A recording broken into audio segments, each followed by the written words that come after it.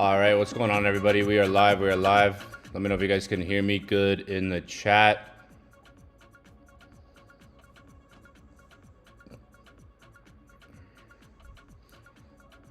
Nice pump.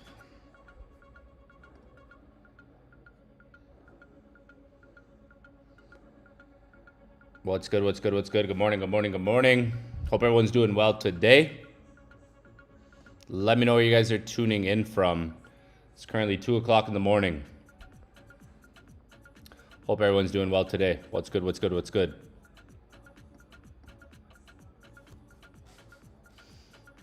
Gonna get this session started, talk about some things, some updates, see where the market's at. Right now, gold has been dropping for the last day. And we just sort of bounced around the psychological level, quarter level, which is known as 40.25 here, $4,025.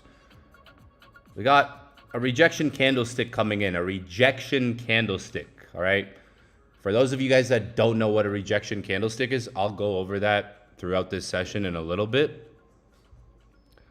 We can talk about it on this chart in front of us. So we got what looks like a hammer right here. So I want to see if we can push up from here, if we can get like a bounce, reaction, some rejection here, or a bounce, creating some support here.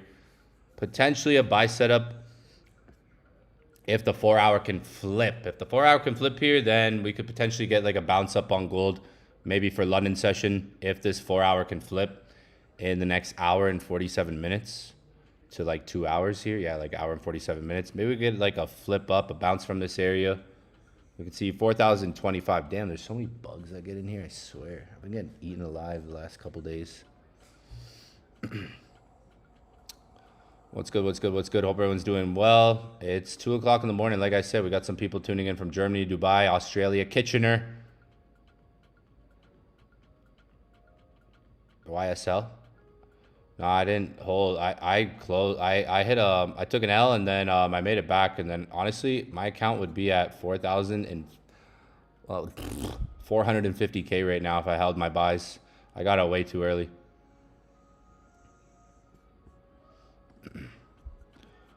Maybe we get a bounce from this area on gold. Yesterday, if you're in my Telegram, like I was actually like in the jungle yesterday. I was wakeboarding yesterday on a boat, and in the area I'm in, there's like not really good connection. So I did what I could do yesterday. Like the connection was shit. Bam. I gave you guys like this, I wouldn't call it a signal, but I was just saying like, yo, I'm going in buys. If I held this trade, it would have been huge because I added to it. I made like $4,500 on the position. Got out way too early. I got out way too early on that trade. But if anybody, yeah, it was a good trade. I got out way too early. I literally closed it right here, and then I closed my eyes. Woke up, this thing was 700 pips more. I could have made like probably like 18,000, 20,000 on this trade, I think. Closed it around here. I closed it literally around here, and then I closed my eyes for a bit. Internet went out. Internet was gone like all night and morning. We got it fixed though. Forgot to pay the internet bill here. And this is Airbnb that I actually own. This Airbnb that I'm in, I own this Airbnb. I'll show you guys the view. Check this view out. This thing is. Maybe you guys will be able to see the view. I actually own this place. This is the view. Maybe let me see if my camera is still on, because every time I try to do this, it's off. Yeah, this is the view. It's pretty crazy. I gotta show you guys in the daytime though. It might be hard to see right now because it's nighttime. But yeah, I'm on the first floor right now. Tomorrow I'll show you the second floor, and then I'll show you the third floor the next day. All right, we're on the first floor right now. This is a 3-story penthouse that I acquired back in 2020 during COVID when the opportunity was there. A little bit after COVID, actually. A little bit after COVID, bought this place. Me and my best friend, business partner, bought this a little bit after COVID. See, those are the stairs right there. The stairs. Those take you to the second floor. But the magic happens on the third floor. The magic happens on the third floor. It's a 3-story penthouse. Yeah, that's the view. I just got back. Forgot to pay the fucking internet bill. So we had no internet, literally. The internet was down. Forgot to pay the internet bill. Ay. Problems. This place is worth like 1.4 million US dollars, by the way. Oh man, but I think I got bit, yo. Frick, man. I'll show you guys the rest of it tomorrow. Tomorrow I'll stream upstairs. I'm in gold buys, as you can see. I want to see if we flip this area. All I'm really looking at is like this area right now. Maybe we can get a bounce from this area. If we don't, it is what it is. Move on to the next setup tomorrow. Another session, maybe New York or London session. And we'll see. Maybe why no stop loss? I don't always like put a stop loss right away when I enter a trade, like on this account.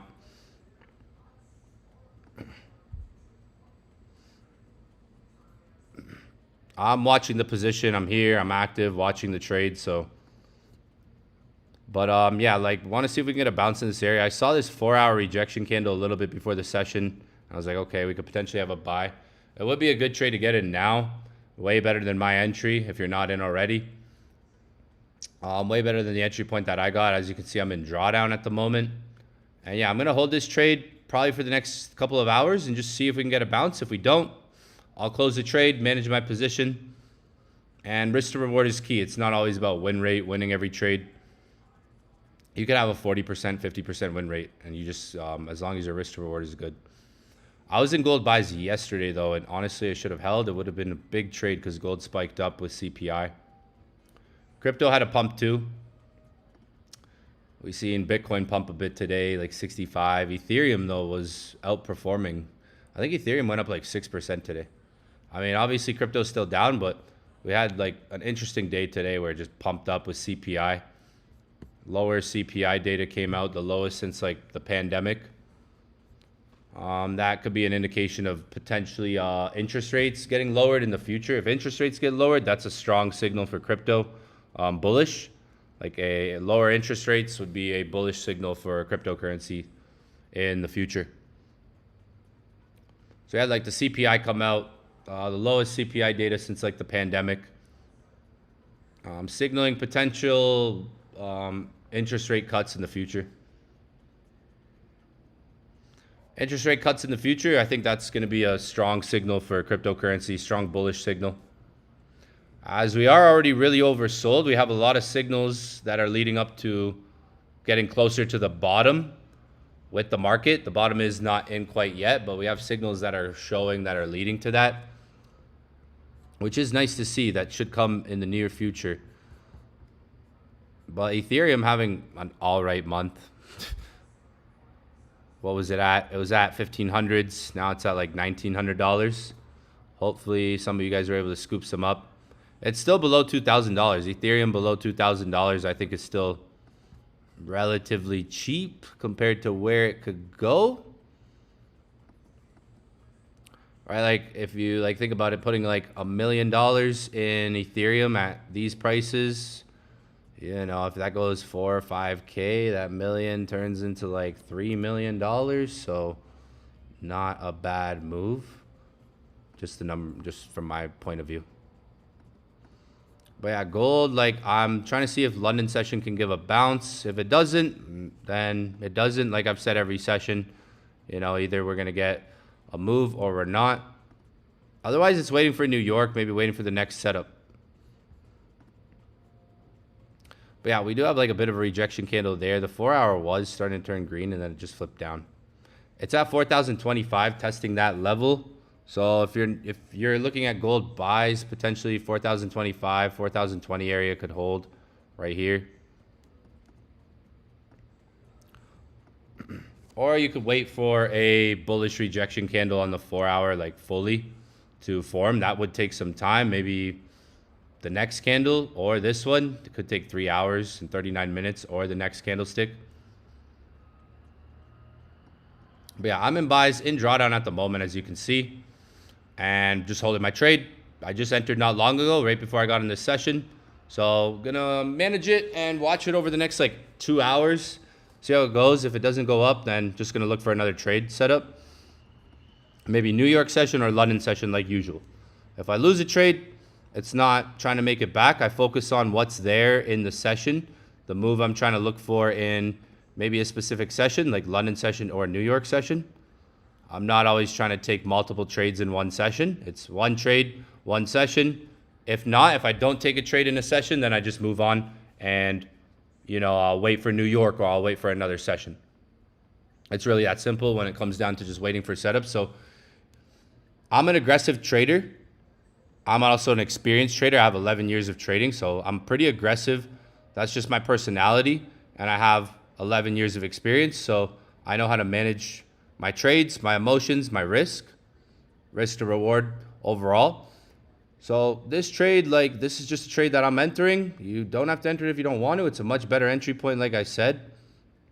If gold drops down, I'll close the trade, and I'll wait for New York, and if I see something I like in New York, I'll enter a trade in New York session. If I don't see anything I like in New York, I won't enter a trade. So it's either this or that. I saw a reason to enter this trade kind of coming into the pre-London session. We did start to get some rejection there at 4,025, and now market's pulling back.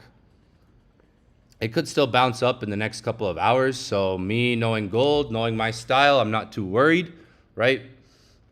It is what it is. I'm down $1,000 right now. 700 and something dollars. So just chilling. Gonna watch the trade, and that's it. If it goes up, it goes up. If it goes down, it goes down. So yeah, maybe we get a bounce from this area. Like market has been pulling back for the last day, dropping. And we'll see. That's what I'm looking for. I'm looking to see if we get a bounce on gold in this session and maybe the next 2 hours, couple of hours here. Possibly we could. It's at a way better entry point than where I entered. Like I said, way better entry point. Freaking bug bites. I was in the jungle yesterday. I was in the jungle all weekend. Pretty much I would pretty much call it the jungle. Freaking bugs everywhere. I think they like my blood. They like my Portuguese blood. Fucking bugs be on my Portuguese blood, yo. I'm telling you. They freaking biting me out here. Freaking people be like, there's no bugs out here. I'm like, what are you talking about, man? There's bugs. I'm telling you. I live in a 5-star hotel. There ain't no bugs in there. I live in a 5-star hotel back home. There's no bugs in that shit. I live in the Shangri-La. Ain't no bugs there. I'm telling you, there's bugs here. People be like, there's no bugs, bro. You're tripping. I'm like, there's fucking bugs. I was in the jungle. I don't know if you guys saw this weekend, if you followed me on Instagram. If you guys saw where I was at, that's an amazing hotel where I was at. Literally, like one of the best hotels I've been to. I don't know if you guys saw where I was at this weekend. One of the best, nicest hotels I've ever been to. There's bugs, though. I'll tell you. There's some bugs. This was the view from my room. Fire view. Wake up. You open the door. You can't hear anything. It's just peaceful. It's just quiet. Serenity. Nature. Look, that's a view right there. That was a view from my hotel room. Pretty nice. Solid place. Definitely going back in the near future. Maybe even 2 weeks from now. I'm going to be here for a bit. Went wakeboarding. I went wakeboarding. This is my first time ever wakeboarding. I've never been wakeboarding before, so it was my first time. It was my first time. It was literally my first time. I did better this. I went twice. I did better the second time, too. I even did better the second time. That was my first time doing that. So, yeah, gold buys, like I said, let's see if we get a bounce. You can scalp it if you got better entries. Like, some of you guys probably got better entries than me if you did enter.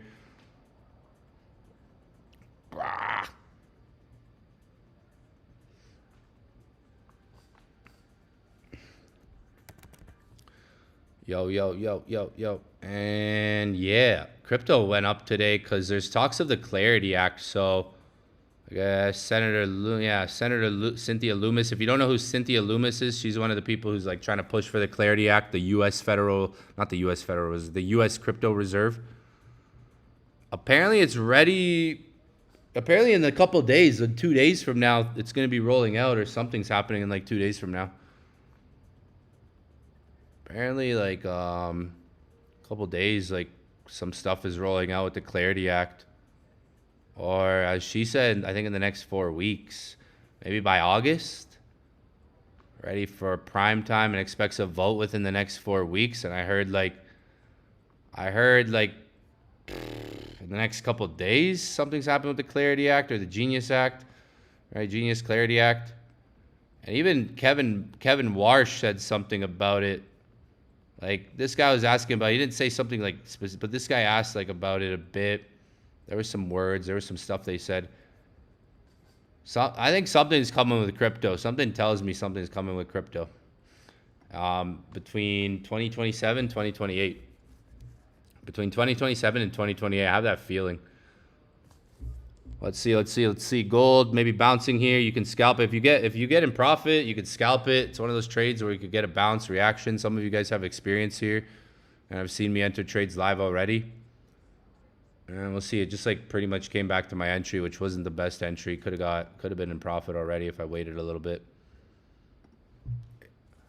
Yeah. If you look on like x.com, so if you want to do like crypto research, x.com, you'll see a lot of posts like this. If you just follow some crypto, like if you go on mine's Crying Crypto. This is my account. If you look at what I'm following, I'm just literally following like crypto accounts, news accounts, like trading accounts, stuff like that. If you go look at like what I'm following.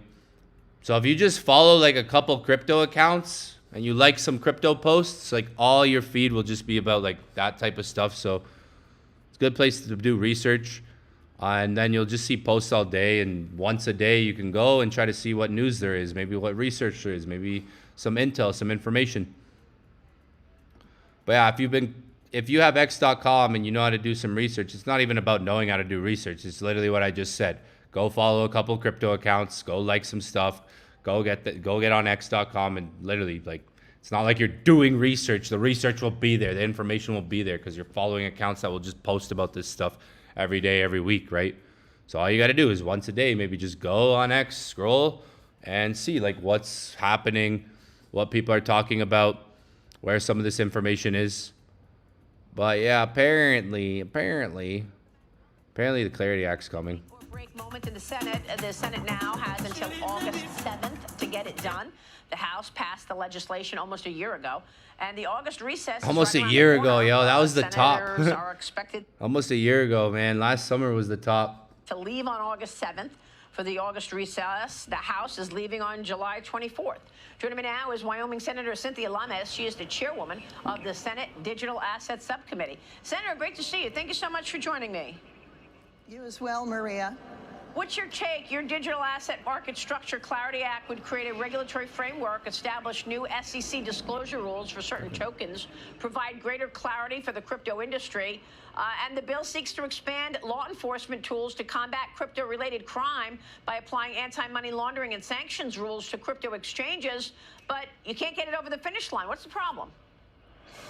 Well, it's taken us virtually every day for the last 10 months to get this bill in the condition it's in today, and we're ready. So we will be introducing in the next few days. We're going to be in session now for 4 straight weeks.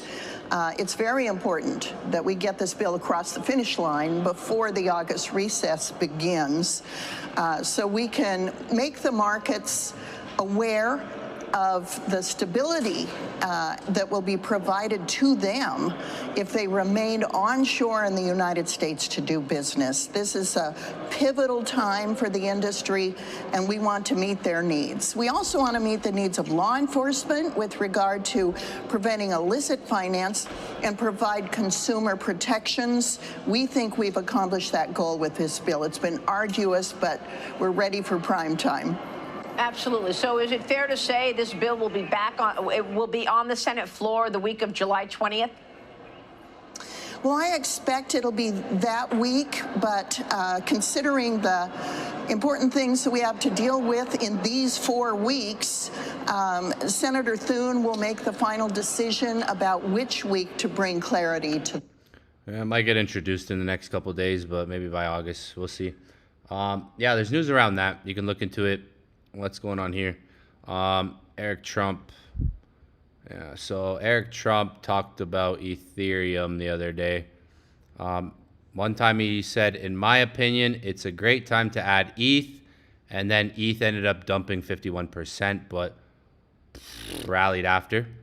And then he said up here, it puts a smile on my face to see ETH shorts get smoked today. Stop betting against Bitcoin and ETH. You will be run over. And then since then, it was like, and then now you got ETH is pumping hard. Great to see. Crypto is the future. So maybe it drops before going up, or we just start to go up. Yeah, his speculation hasn't been the best timing. You can see here, not the best timing, as you can see. We got Eric Trump. I bet his sons are like, Dad, listen, we got to pump this shit. We can make billions. I guarantee, like, his kids, his sons, are like, Dad, we can make billions and billions and billions of dollars if we pump this, get Bitcoin to 150K, 140K again. Like, I guarantee you those are talks that happen. At the dinner table, Dad, listen. Because everyone around Trump has now pretty much influenced him to the idea of, you know, like, crypto's great. Everyone around him. Interesting. And Trump holds crypto. Trump's holding, Trump holds Bitcoin. Trump holds Ethereum. Trump holds Chainlink, Ondo, Aave. What else? World Liberty. World Liberty's down a lot. I bought it at like 18 cents, bro. I'm down that shit. It is what it is. I've been down. You don't even know. I've been down on things before, and I've had things play out that I've been down on. Yeah, World Liberty, I bought that shit up there, yo. I bought that thing up there. World Liberty, if that's gonna be a play, like, you might, if this is ever gonna go back up, you might as well just start like getting a little bit. If it pumps, then like, what are you gonna wait for? 2 cents, 4 cents, 3 cents? It's already down so much. It was pretty much like an IPO.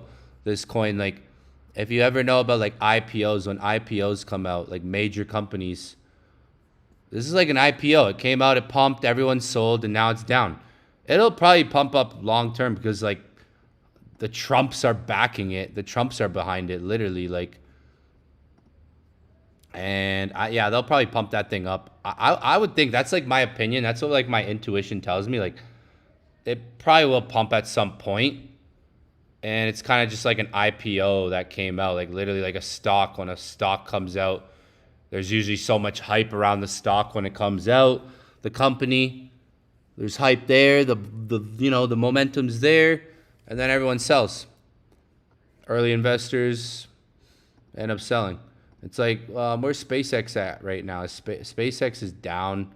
I should have it here. I don't, or do I have it on my crypto? I might have SpaceX here. Where is it? Wow. Yeah, I got SpaceX here. Like SpaceX, see? SpaceX came out. I said this was going to happen too.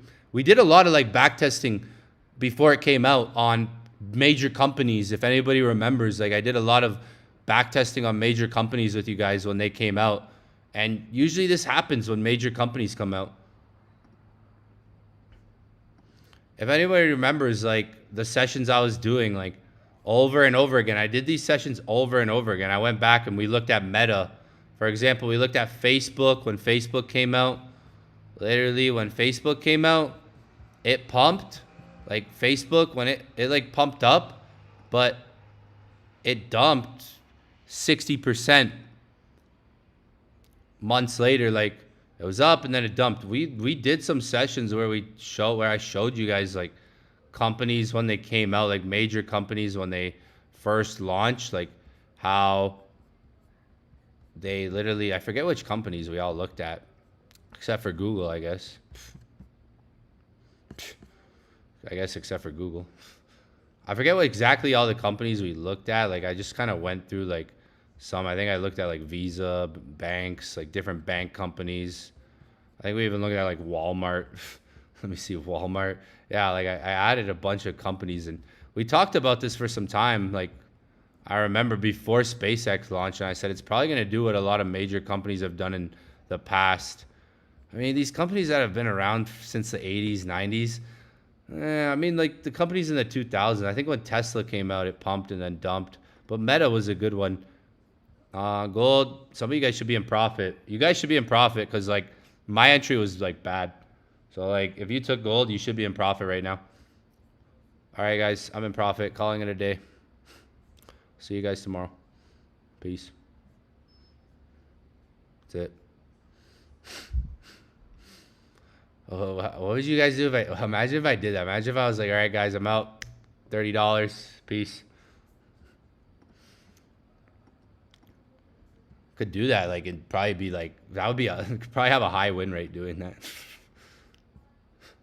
Imagine. What the heck? I got Apple marked. Oh my gosh. Break and retest to the max.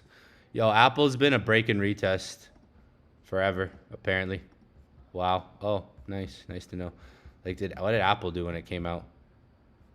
Apple, like, okay, like, it dropped. Let's see, like, it dropped down. Okay. 70%.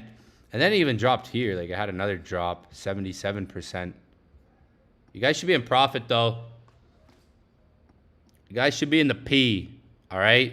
If you took buy, I even said you guys are getting better entries than me, all right? So you guys should be in profit, like, more than me, all right?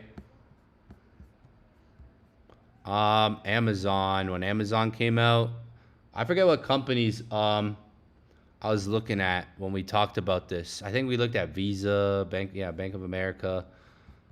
What's this? This is Amazon. What did Amazon do when it came out? Okay, Amazon freaking went up, but then it dumped like crazy. 96%. Holy, that would have been like the .com. That would have been the .com bubble. So that would have been like the .com bubble. Damn.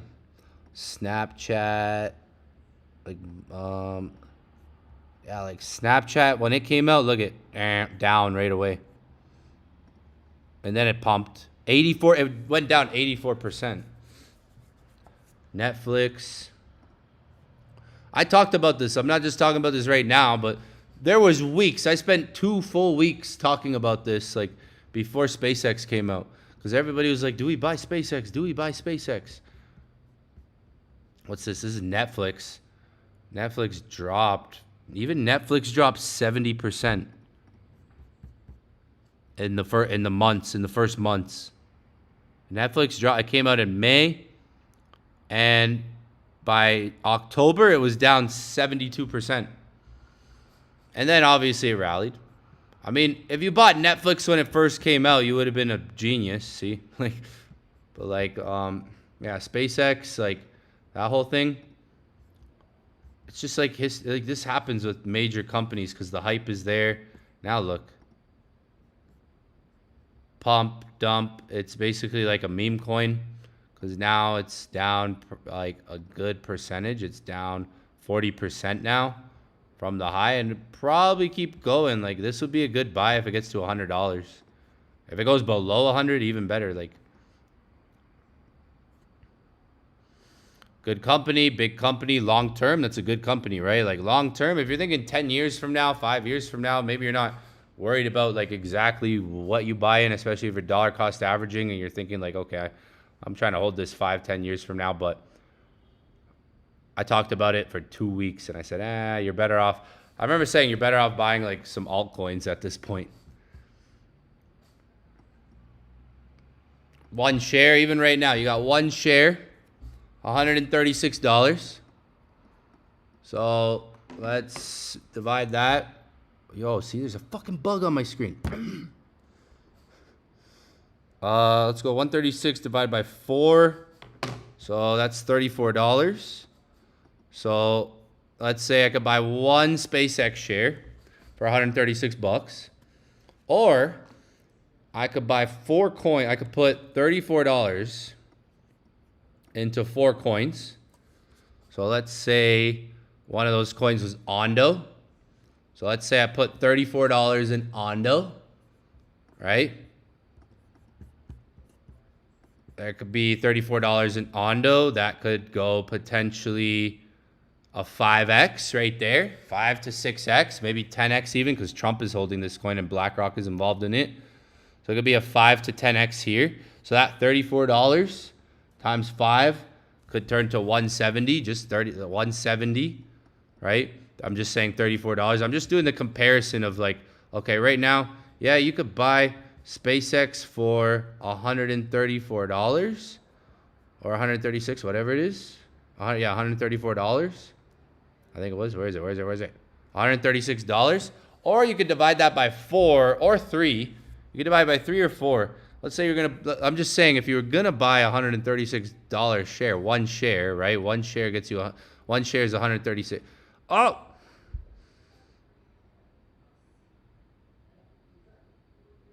Haha. You see? I was down, but I'm not out. Just got in a little early. Ah, frig, man. I'm telling you. Freaking bugs. So it's like, yeah, I could buy that 136 one share, or I could break down 136. It's like, okay, I got $136. That's one share of SpaceX. Let me divide 136 by 4. That gives me $34. I could put $34 in this coin. Boom. I could put $34 in Jupiter. Boom. I could put $34 in H-bar, XLM, or XRP, but XRP wouldn't give you like the biggest, XRP. I mean, XRP could go to $3, $4, so you'd still get some gains there. You could find 3 or 4 coins that are cheap right now, like Ondo or Jupiter, for example. Jupiter, if you see this Jupiter chart, very low, cheap in price, 21 cents. Same conversation we're having right now. The same conversation we're having right now. SpaceX was at $180 and Jupiter was at 17 cents. So we're actually having the same conversation we had probably a month ago or whenever SpaceX came out. When SpaceX was at $180, we were having this exact same conversation. Jupiter was at 17 cents when we were having that conversation. So already, like, Jupiter's outperformed SpaceX, if you think about it, from when we started talking about it. Ondo, you could do Ondo, you could do Jupiter, Aster. I'm looking at cheaper coins, Sui. So there you go. You got like 4 coins. Instead of buying one share of SpaceX, you could break it down into 4 different coins, right? Or 3. And you'll get bigger gains on those coins. Trust. Gold's in profit, guys. GG. Well played. I'm not up that many pips. Could have got a way better entry. Some of you guys should have. If you entered, you could have got a way better entry than me too. All right? I entered this live in front of you guys. I got in early. My camera's what? Oh my gosh. Fucking hate this thing. I'm going to throw it out the window right now. There's a bug on me. Fucking hell. Dude. Pissed off, right? Fucking pissed. Yo, holy.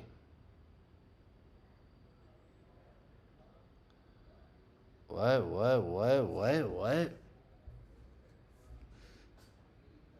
YouFunded allows a play. Yeah, I mean, yeah, there's no rule. Like I said, like I did a call on YouFunded. There's no rules, restrictions. I'm so confused. Some of you guys ask confusing questions. I'm asking why your tools indicators say something different than what you trade. I don't know what you're asking. I've been trading 11 years. So you gotta remember, guys, like, fucking bugs, man. Fuck out of here.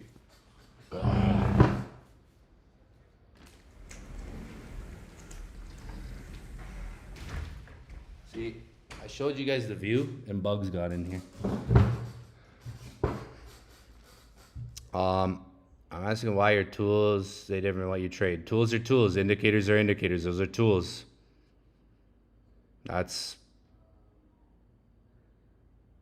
like, what do you mean? I'm a human. Those are tools. I don't trade based off of the tools and indicators. I trade based off of my intuition, my experience, right?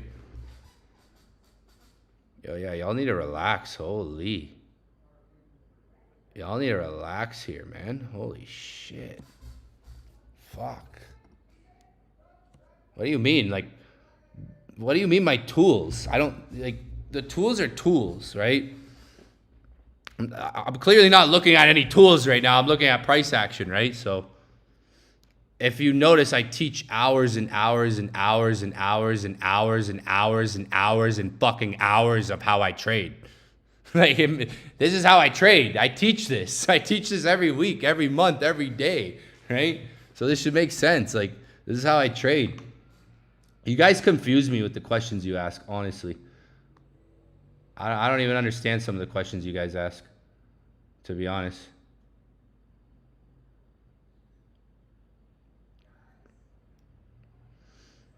What do you, like, I don't even understand that question.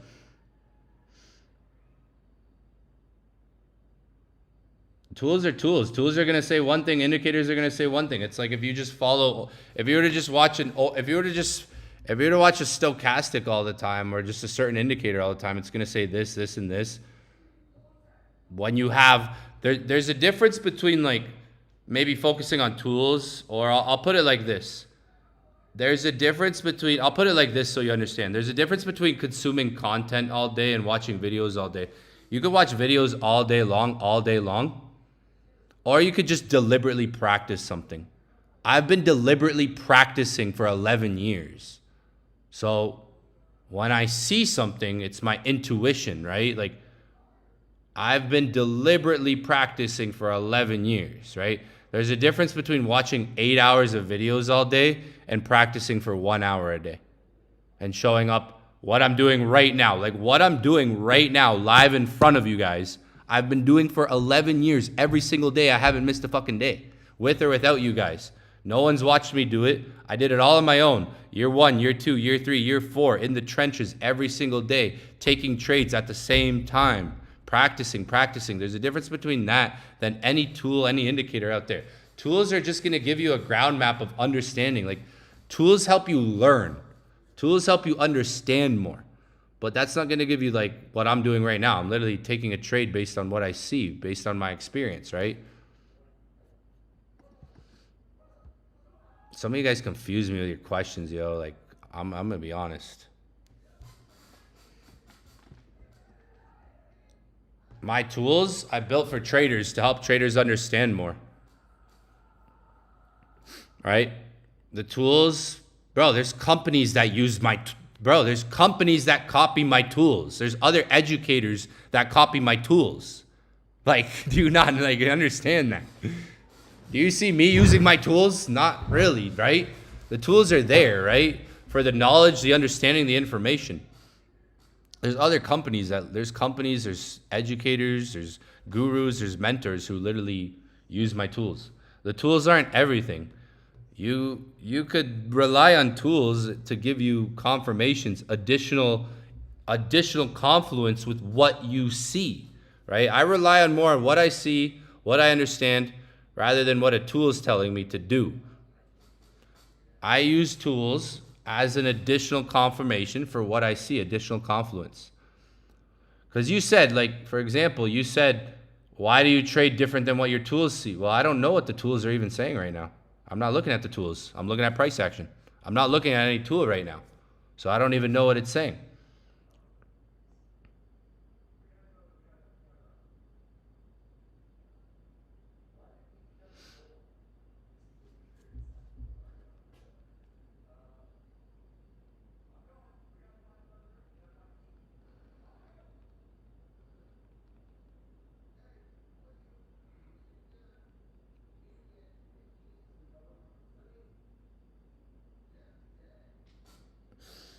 I don't even know what the tools are saying. I'm just looking at what I see on the chart, right? Price action, the same stuff I teach.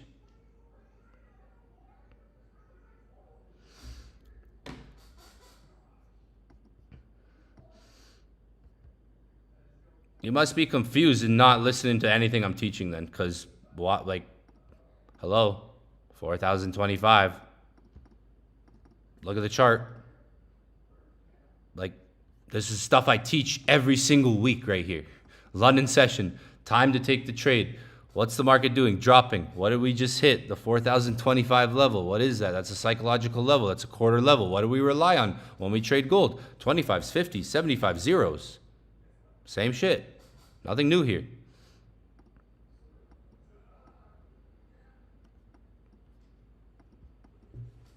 Nothing new. Like, look at, nothing new here. Look at the price. Look at the chart. Like, look at the level that we hit into, right? Look at this candle. Do I want to sell in this? Do I want to sell into this candle? No, I don't. Because let's say if I sold into every candle like this, majority of the time I would probably lose a trade. Not like majority of the time if I sold into a candle like this, I'd probably lose majority of the trades.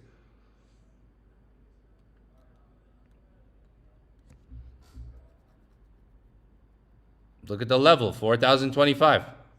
Do I want to sell there? Not really, because price has been dropping the last 4, 8, 12, 16, 20, the last day.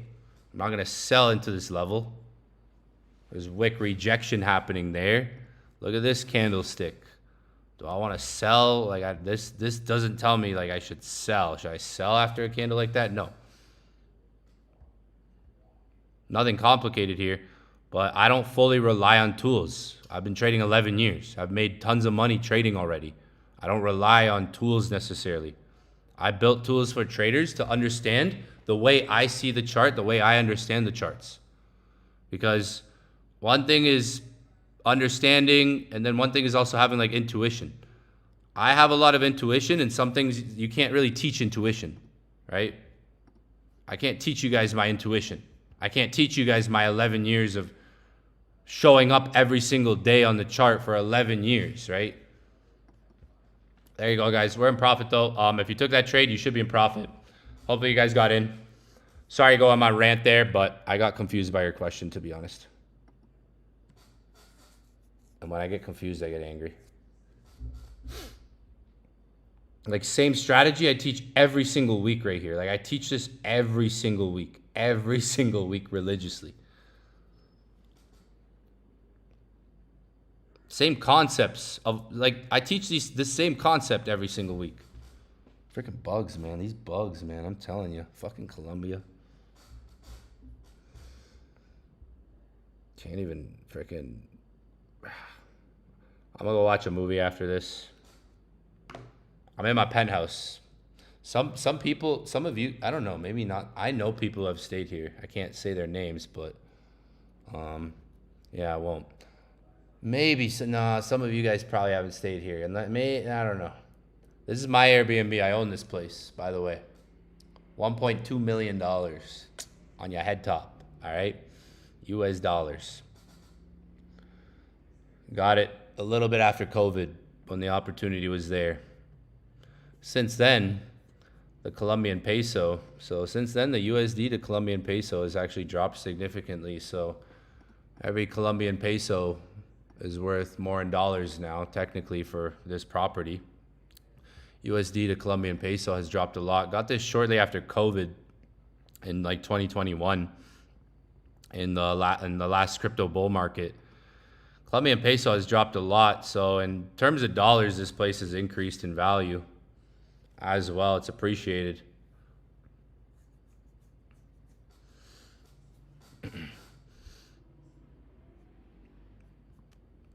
Might sell it, throw it in Ethereum, rinse and repeat. There's some, like, if I told you guys how much I paid for this place, you'd probably be like, what the fuck? I don't even like saying it anymore. $250,000. Now it's worth 1.2 million. We got offered like 1.4. I've been offered 1.4, 1.6. Good luck finding a place. There's some good opportunities, but I don't want to talk about them until I do them, and then I'll tell.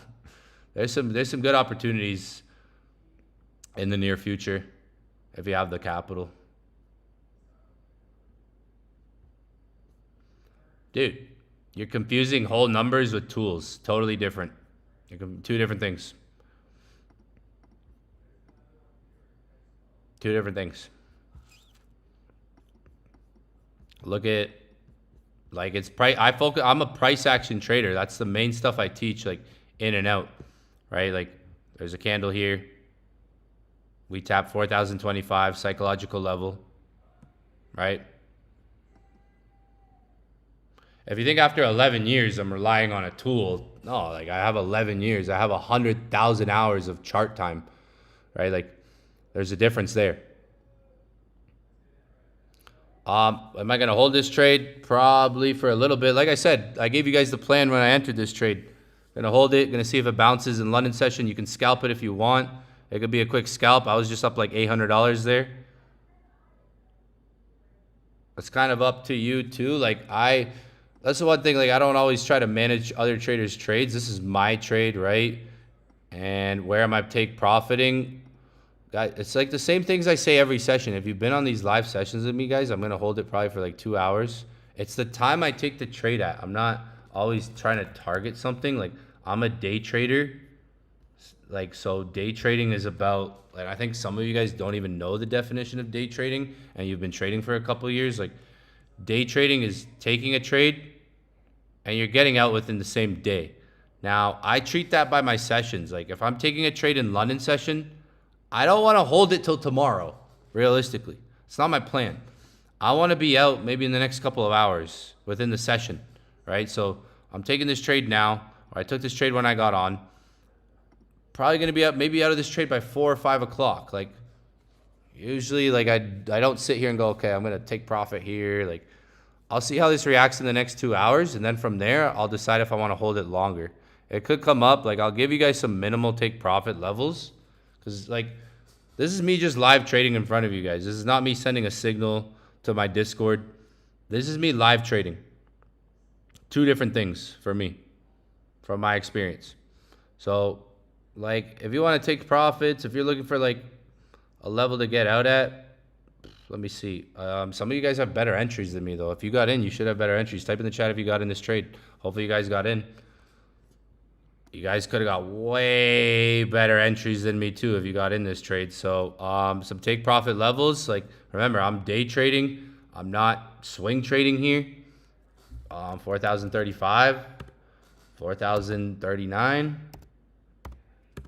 4,041, or 4,044. Like I'm not looking for a huge swing here, right? I'm just looking for minimal targets that I can get out of, secure the bag, call it a day, come back to another session. If in the next hour, if I hold this in next hour, this thing really goes up, I could move it to break even, right? But like if you're just looking for some minimal take profit levels, there you go. If you're trying to swing, this more, you know, you're trying to get a bigger target, hold it till 4,050.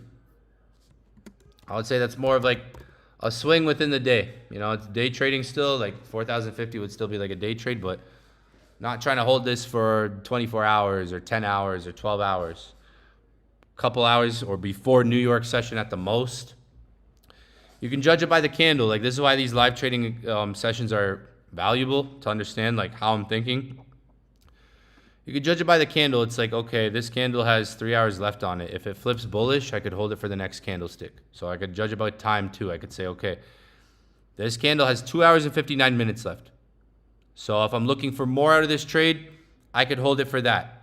If this candle closes bullish, I could hold it to the next candle. See how I'm building scenarios as I go while I'm in the trade? If this happens, I can do this. If this happens, I'll do that. So I have 2 hours and 59 minutes left on this candle. I could hold it for the remainder of this candle, and then I could judge it from that point moving forward. If in the next 2 hours and 59 minutes, this candlestick closes bullish, I could hold it for the next candlestick, all right? But like, honestly, like as easy as it is to get in profit, I could just close the trade, get out, come back New York session, look for another trade. But yeah, 4,025, like that's a psychological level. We talk about these often. Like if you're wondering why I entered the trade, I see some people like confused. You're maybe not studying, or you're new to whole numbers, because I talk about zeros, 25s, 50s, 75s all the time. 0, 25, 50, 75 all the time.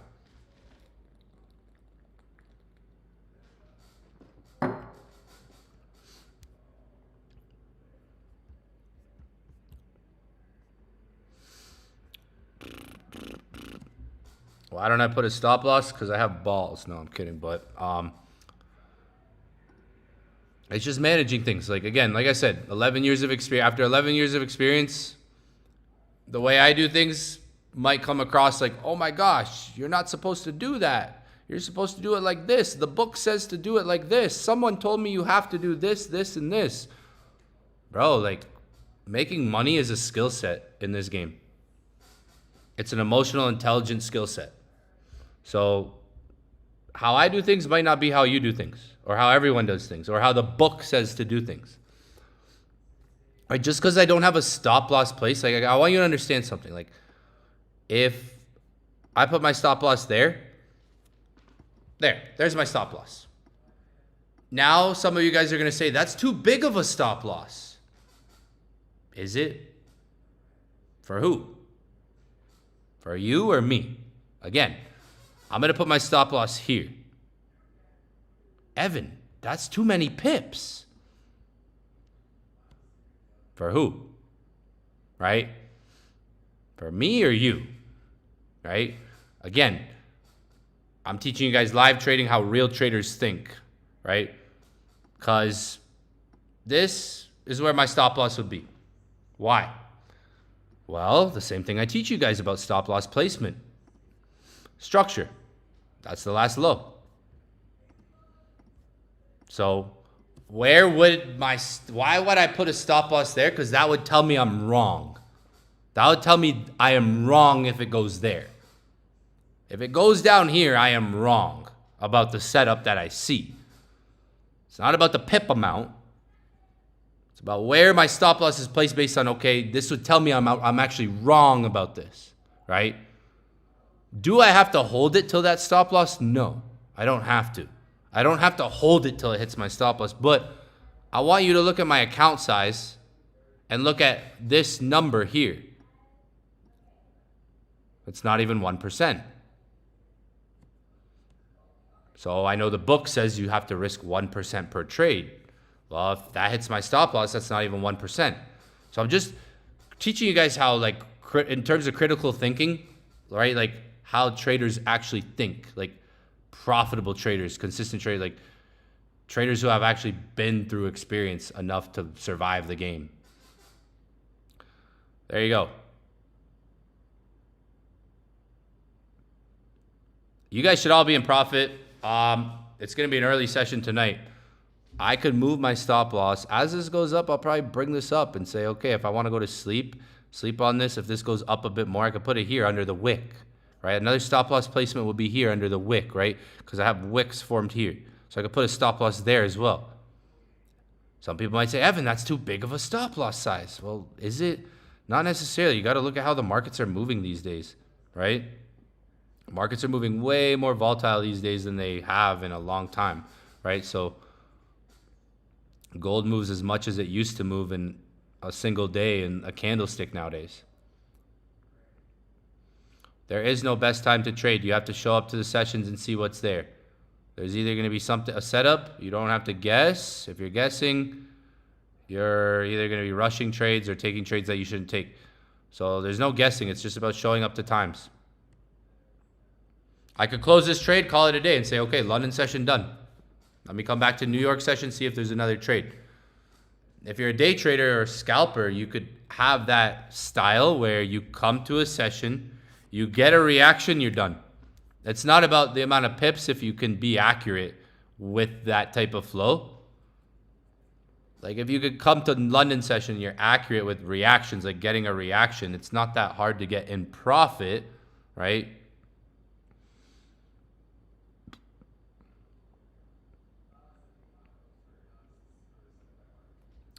So, I mean, stop loss is based on where the setup would tell you I'm wrong.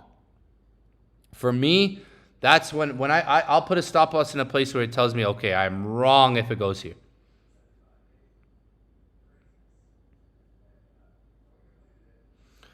I mean, bigger account, you have the ability to do that. If you have more buying power in your account, if you have a bigger account like this, you have the ability to do that.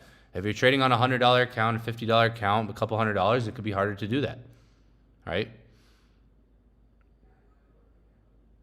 What I mean by harder is not practically like the application of it.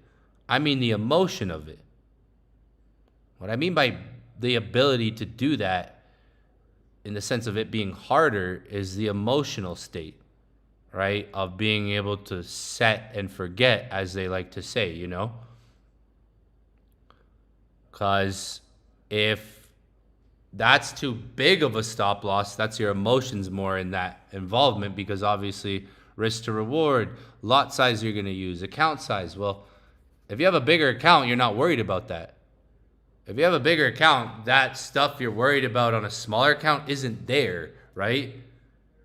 So you're jumping over that hurdle of an emotional state of this, that, oh, I got to do this. I got to, it's not really there if you have a bigger account size. Like, I guarantee you, I already know, I guarantee you, when I sent this screenshot, I guarantee people are like, what the fuck? That's a crazy stop loss to have. This. 300 pips. That's crazy, but look where I was buying yesterday. I was buying at 3,997. I had a good entry. That was here. That was 3,997. That's where I was entering. I'm trying to catch the move. I'm trying to make money, so I'm more worried about making the money. Risk to reward will be there at times for certain setups. But like, I trade every day almost. Like, if you guys look, like last week I traded like every single day with you guys.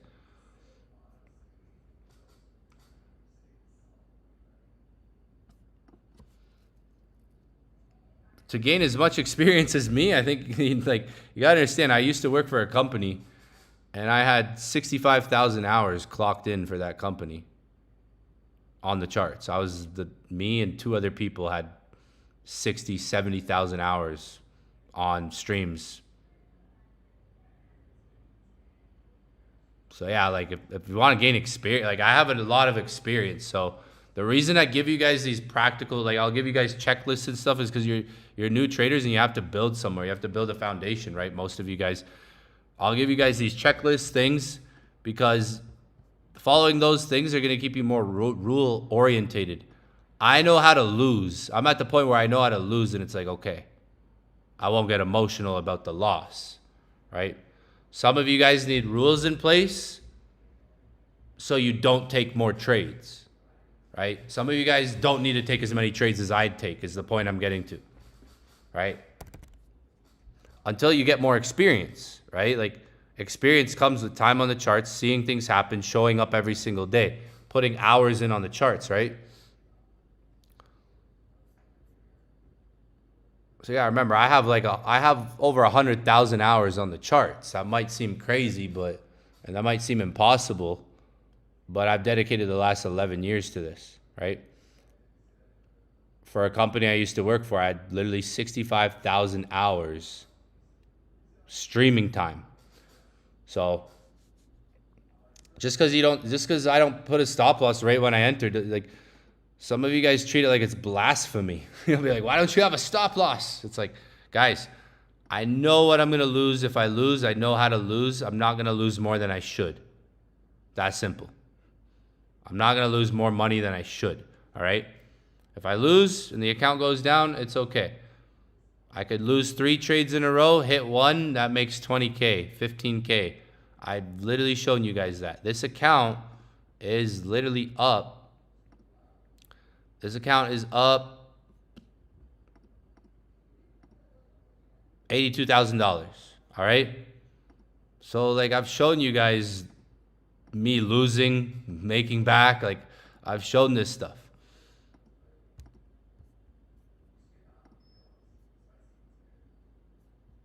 Always does that.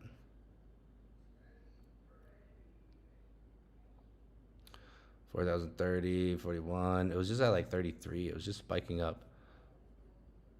So I mean, we're usually in a position like this. If you've been on the live trading streams with me, again, like I said, I was looking for a bounce on gold. We got that bounce. Gold just gave us a nice bounce. You can try to hold this trade longer. But look, I'm not going to sell into this price action. Some of you guys asking about sells. I was actually shocked yesterday when I sent this screenshot and I sent this screenshot to Telegram yesterday, literally. I sent this screenshot to Telegram. I sent it to Discord and people are messaging me like, are we selling? I was like, what? Like people are asking like, what do we do? Like I was like, I literally took a screenshot right when I entered gold buys yesterday and sent it to every group chat. Telegram, Discord. And people were confused still. And I'm like, guys, what's going on? The messages I got and the messages I saw in the chat, people were asking if it was sells. I'm like, what do you mean sells? We're not looking for sells here. I'm literally showing a screenshot where I'm buying yesterday. I literally took the buy. I have it on recording too because I was with my camera guy. I was on a boat, right? And I'm like, you know what? I'm going to make sure these guys know I'm going to buy. Took the buy, screenshot, literally sent it to Telegram and Discord. And people are asking me if it sells. I'm like, oh my goodness. Are you guys paying attention? I was mind blown yesterday when people asked me if we're looking for sells on gold here. I was mind blown. You should see, like I looked at my camera guy and was like, bro, I don't even know what I'm teaching. I'm done teaching. It's like I'm done. I'm retiring from teaching. Like I'll send a screenshot like this and people will be like, what are you doing? Are you like, well, what are we looking at? I'm like, I'm literally buying and I'm literally buying. I was so confused yesterday. People were asking me if it sells. Are we selling gold? Are you looking for sells? People are like, are you going to? I'm like, guys, forget your trade. Set and forget. I got home like hours late. And bro, and I literally play-by-played the trade. Went in profit. It went in profit. It was in profit. Bro, same trade. And people are asking me if it sells. I'm like, what do you mean sells? I was mind blown yesterday. I even have it on recording.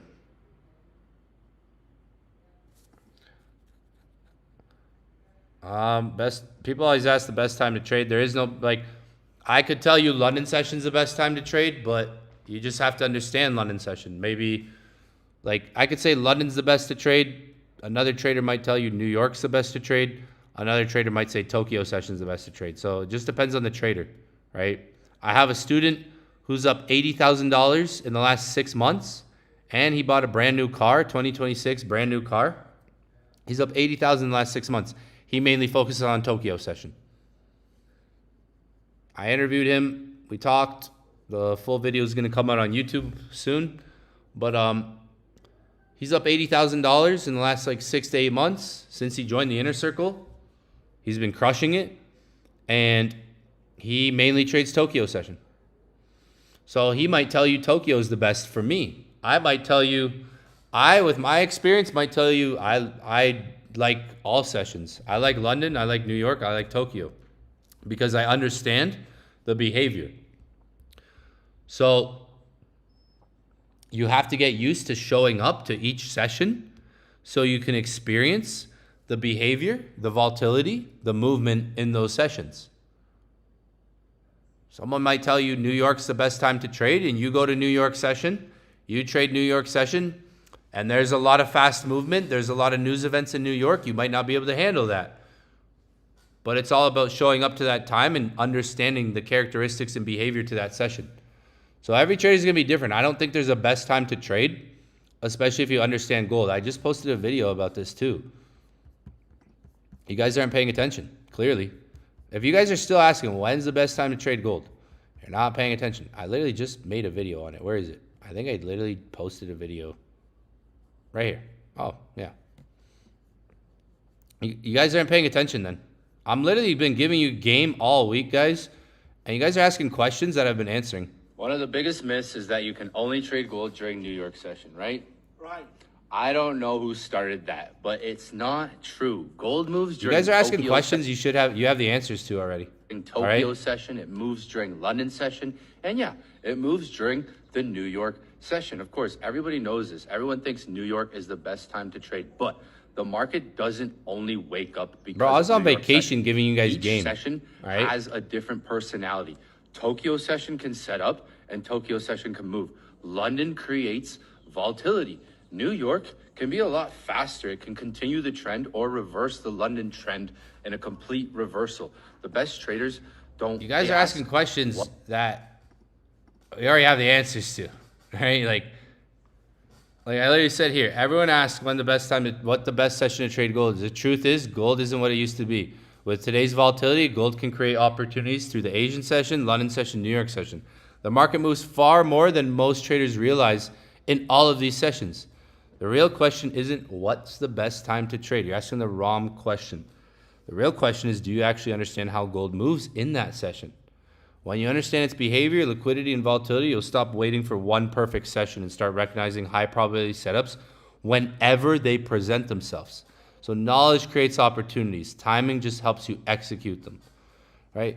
You guys are asking questions in the chat that I literally, I bet there's more questions you guys are asking that are in some of these videos I've been posting all week.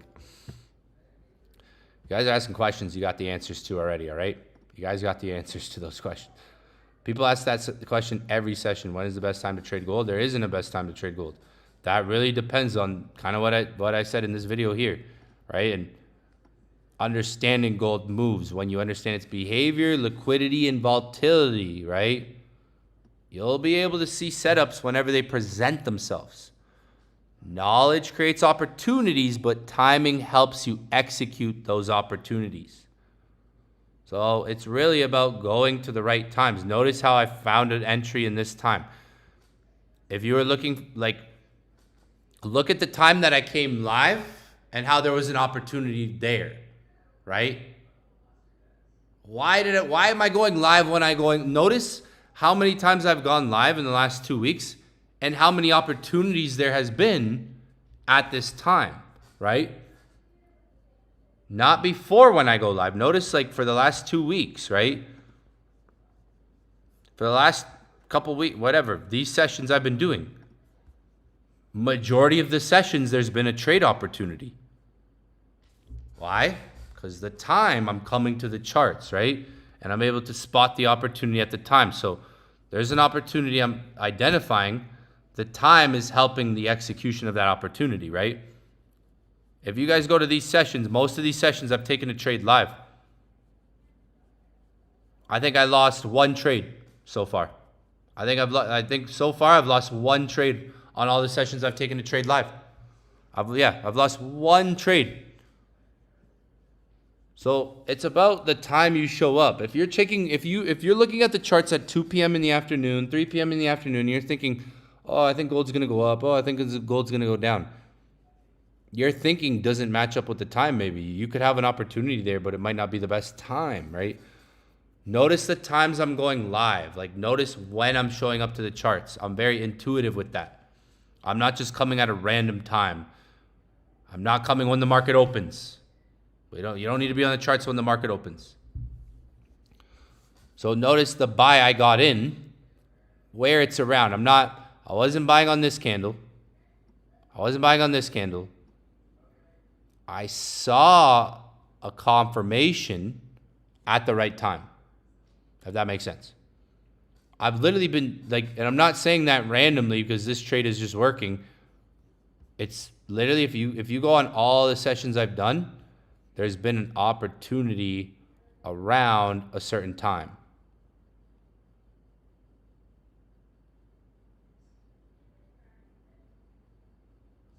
What stream was this?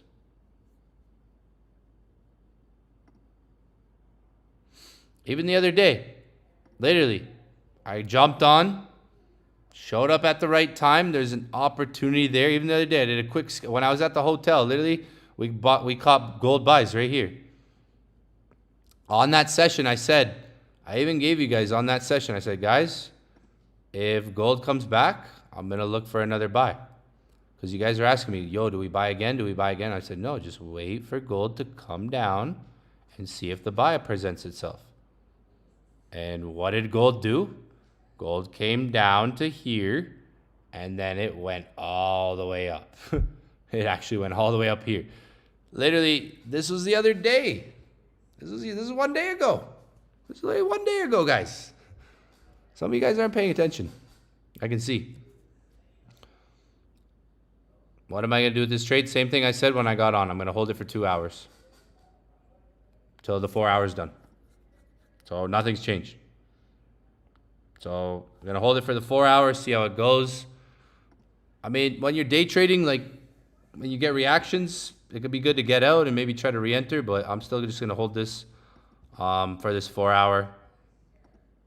See how it goes. Same thing I said when I got on. We were all just in profit there, and it's coming back. Now I'm in drawdown again. So we were all just in profit there. Like we could have closed and possibly re-entered. That's why, like, when you're day trading, like, you don't always have to sit there and say, like, that's if you're day trading, you get a reaction, you get out. Otherwise, just set your stop loss and get off the chart. You don't have to watch a position if you're looking for a move like this. If you're looking for a trade like this to go all the way up, you don't have to sit there and watch it constantly. Just set and forget, because the more you just constantly watch a trade, the more of an emotional trader you're going to become. If you're aiming for a target like this, you're aiming for the highs or something, you're aiming for a big move, you're constantly just watching the trade, you're going to be more emotional because you're going to see it go in profit, out of profit, in profit, out of profit. It's better if you're looking for a big target like this, set the trade, set your stop loss, and then walk away. Check up on it maybe in an hour, check up on it in 2 hours, or check up on it in the next 4 hour candle. You can give yourself a time to look at the candles. Like, you can check up on the candles every hour or every 4 hours. That would be, looking at every 4 hour candle, or every 2 hours. The dollar's pushing up a bit. That's why it just rebounded a bit. I'm going to hold my trade like I usually do. If you've been on these sessions, same kind of talk, same kind of conversation. I'm going to hold my trade like I do. And it's back at entry pretty much. A little bit of a drawdown now. I was just up $1,000 on that trade. Nothing crazy. I'm still going to hold my position. I'm not looking for like a swing. I could have exited this and got back in. Could have closed it, got back in. That's happened the last couple of sessions. Like last week, that happened a few times. And yeah, like the setup is clear. Like if it bounces, it bounces. It goes up. It gives you a bigger move. There's some take profits that I put that could potentially get hit. What if it loses? What if it, I'm not thinking like that, because this is London session. I see what's here right now. I'm not looking for another setup, right? I'm not looking for, okay, what if this hits my stop loss? What do I do? No, hits my stop loss, close the laptop, walk away, come back the next session. That's it. It's that simple. That's the control and discipline you need, because if one trade makes you feel like you need to win it back right away, that one trade could turn into 5 losing trades. Especially if you're in profit too. If you're in profit, like especially if you've been building an account and you've been winning trades, or you've been building an account, you lose one trade, that one trade might make you try to make the loss back, and you might spiral. That one trade could turn into 5 losing trades. So it's just, if there's a setup in a session, you take it or you don't. If you can see a setup or you see a reason to enter, you take it or you don't. There's always going to be another session or another day. If this trade loses, I could come back in 24 hours from now and look for the next setup. It doesn't have to be 5 minutes after. It doesn't have to be 10 minutes after. It could be tomorrow, 24 hours from now. That's where traders overcomplicate things. You lose a trade. What is losing? Like, it's very psychological. Most people don't realize, like, when you lose something, you're feeling attacked. So your brain is very interesting. The way your brain works, right? It wants to put you in comfortable situations. But when you lose a trade, that's basically like your brain is thinking of it as someone trying to attack you, a predator. It's not a comfortable feeling. Your brain wants to, attack back in a sense. Because when you lose a trade, that is your brain basically. Your brain's going to feel like I'm being attacked right now. There's a predator at my door.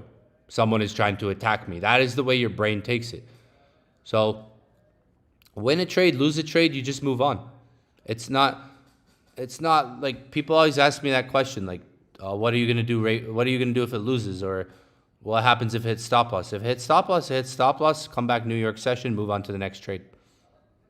Look for another setup, right? It's not about like, okay, I'm going to do this if I lose. If it loses, it's not about I'm going to do this if it loses, or I'll buy here. No, it's about just looking for a setup or a reason to take a trade. Like that trade was just in profit. Now it's coming back below the entry point in a drawdown right now. So I'm not, see, some of you guys are thinking in a way that I'm not thinking for trades. So I don't always think like that. If it loses, it loses. Come back New York session or 24 hours from now. I don't even have to come back New York session. I can wait 24 hours. Next London session. So it's not about trying to make the loss back. That's going to be over trading. It's I won, I lost. What do you do when you win or lose? Review the trade, move on. What did I do? How did I execute? Could I have executed better? Was it a bad trade? You review the trade. You don't try to make the loss back. Because if there's a trade for the session, it's there. It's in the session. If it doesn't work, it doesn't work. You come back the next session. That's how you day trade, okay? Or even scalping. Right? That could have been an easy scalp there. We were up an all right amount of pips there. That could have been an easy scalp. It might hit stop loss, right? This trade might hit stop loss. If it does, I'm not thinking like that, guys. I'm not thinking, okay, I'm going to enter, or I'm going to enter here. If it hits my stop loss, I'm going to look for another. No. That's too much. That's too much. You don't need to put that much effort in all the time. Maybe it depends on how it looks. Like it also depends on how the stop loss gets hit. What does that mean?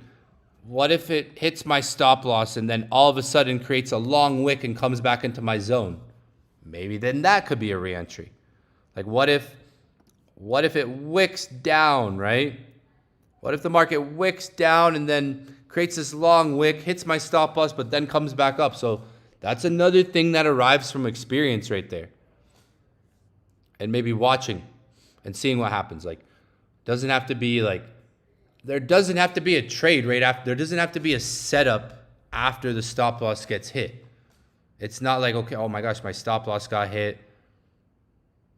Where's the next setup? Where's the next trade? No, wait for the next setup to appear, right? You can learn from your stop losses getting hit, right? Like for a lot of traders, sometimes when their stop loss gets hit, even including myself, the market will go back up or go down. So yeah, like and this might not be for everyone, but if let's say you take 20 trades, or let's say majority of the time when you hit a stop loss, it ends up going back up or going back down, that might be, then a situation where if depending on the trader, right? Depending on the trader, you might take stop losses and then the market goes your direction. And it's like, oh my gosh, my stop loss should have been the entry. You can learn from that depending on the trader, right? If you hit a stop loss, let's say, let's just say this hits my stop loss and then it goes back up.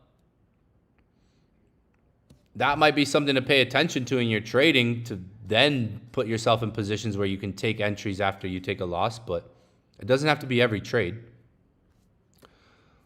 There's a lot of times, I've used my stop loss as entries too at times, but that comes from experience. So if you're good at entering, if you're usually good at entering in a spot where the market's likely to go up or down, yeah, your stop loss at times could be entries, where it's like, damn, My stop loss got hit. That would have been a perfect entry point. Realistically, that happens. Something to pay attention to. It doesn't need to be, you don't need to think like that for every trade. Because every session, like New York session had sells this morning, right? Like if you look at New York, there was sells, right? Like I'm just buying and selling rejection candles. I bought after this candlestick here yesterday. I took a screenshot, put it in the Telegram. People are mad confused, asking me if I'm selling. I don't know why there was people asking me if I was selling yesterday when I sent this. So I was so confused. Rejection candle, rejection candle. Rejection candle. Rejection candle. So not too complicated, right? Rejection candlesticks. Maybe it comes back, maybe it doesn't. I'm not too worried about like if it does or does not. My max risk is like $2,500 on this trade. I'm not even risking 1%, but I like the area we're in. Still, that's why with gold, like if you're looking for big moves, like if you're looking for big moves on gold, a lot of times you can scalp into those moves. Like if you notice, I was up $1,000 on this trade not long ago. Now I'm down $523 there, 451. I could have closed that $1,000 and re-entered. If you're looking for big moves on gold, a lot of times it gives you that ability.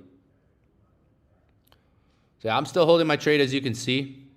I'm not too worried about it. It's just another trade for me. All right. You guys asking me questions that I don't even think about sometimes just kind of makes me more worried. I'm like, damn, what? It's okay to have questions. It's good to have questions, but sometimes I don't even think about some of those things. Like, what am I going to, like, someone asked, like, what am I going to do if it hits stop loss? Nothing. Review the trade. Look at where maybe it went wrong, what I could have done better, how I got in, review the trade, journal the trade, and just move on. Wait for the next session. That's it. Some of you guys are thinking, I'm going to immediately enter another trade or another setup's just going to appear. No, I could wait for 4K. Like maybe we go down to 4K. If it gets stopped, if I get stopped out, it'd probably go to like 4K, $4,000. I could watch that level. For me, like I'm taking a trade in London. I might take a trade in New York. That's 2 trades in a day. Most Forex traders take 1 to 2 trades a week. I've shown you guys days where I've taken 2 trades in a day. Weeks where I've taken 6, 7 trades, 5 trades. Last week, live streaming. Took trades live in front of you guys. Took sells, took buys, different trades, right? Most Forex traders on average take like 1 to 2 trades a week. On average, so that's most Forex traders will average 1 to 2 trades a week because that's what they have the ability to see. I have the ability to spot and identify more setups than 1 to 2 a week. I can identify 1 to 2 potential opportunities in a day with the way I trade, the strategies, the concepts, using whole numbers and just using price action. Could have sold gold up here after this candle. That would have been one setup, right? Buying gold right now, that's another setup. So at different times of the day, there could be different setups. Some days you might see 2 setups in one day. The next day you might see no setups. I'm chilling right now. What time is it? Been on for like an hour and 30 minutes, like 90 minutes here. Dollar strength is happening right now. That's why gold is fluctuating, looking like it wants to go down. Dollar is not giving the best movement at the moment. So I have my stop loss set. I'm going to leave it at that. I'm going to leave my stop loss. And next trade I'll look for is New York session. Like I don't have another trade to look for right now. It could be if we come down to the low, or that's the thing. I don't do that. I don't try to predict where things are going to be at. I spent years doing that. I spent my first 3-4 years in trading doing that. I'm not always trying to predict where something goes. Like I'm not trying to sit here and go like, okay, if gold comes to here, I'm going to buy. I don't always do that. Some sessions I do. So I'm not trying to predict where price is going to be New York session. I'm just going to show up to New York session, if that makes sense. So most traders try to predict, like, okay, where are you going to buy? Where are you going to sell? I don't do that all the time. I just go to the session, analyze the chart, see what's there, and look for a reaction. I could have been out of this trade. Like, for example, like when I got in it, there was a pretty decent reaction. And yeah, this one might go to stop loss. Not gonna lie. Like, that's just the honest truth in trading. This is just day trading.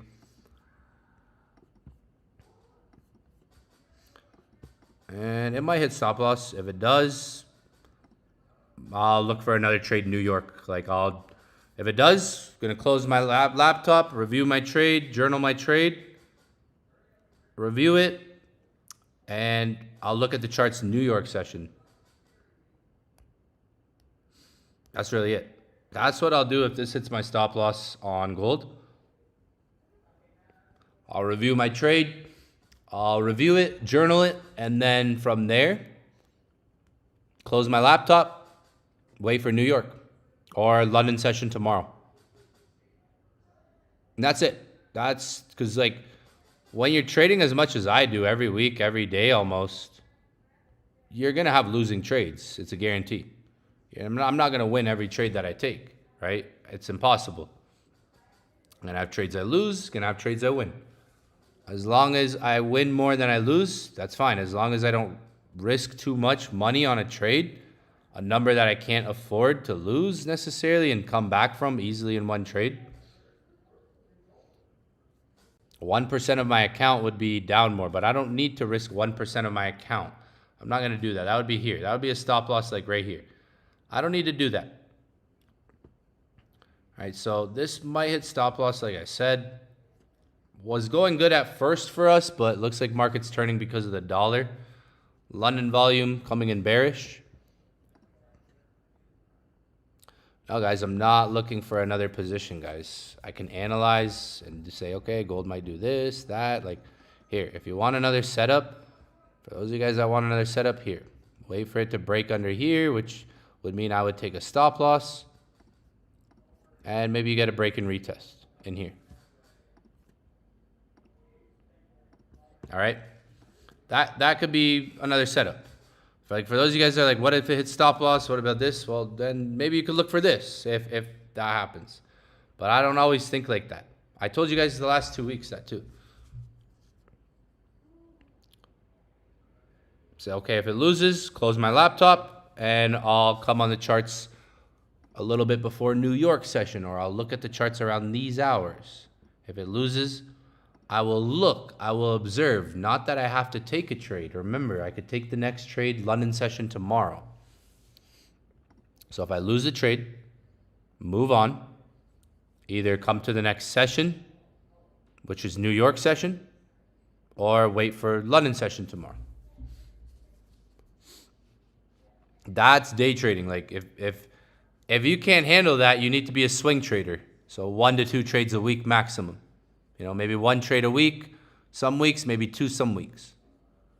If you can't handle that style of, okay, I'm taking a trade now, if it loses, it loses, I'll come back New York and see if there's a trade. Focus more on swing trading, maybe 1 trade a week on average, 1 to 2 trades per week. I average 1 to 2 trades a day, guys. So remember what I said, most traders take 1 to 2 a week. I'm day trading, live trading. That's me going to be averaging 1 to 2 trades a day. So some trades I'll lose, some trades I'll win. And that's just trading. Like this one. This one might hit stop loss. If it does, it does. I'll let it hit my stop loss. I'll set and forget it for a bit. If it hits stop loss, it hits stop loss. I'm not too worried about that.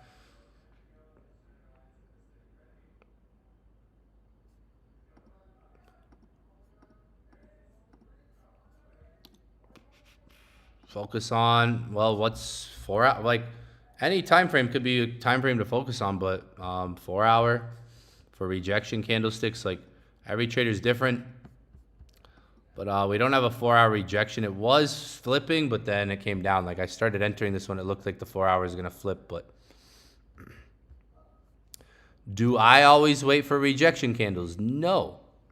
But remember what I was saying at the beginning of the session, guys. I have 11 years of experience.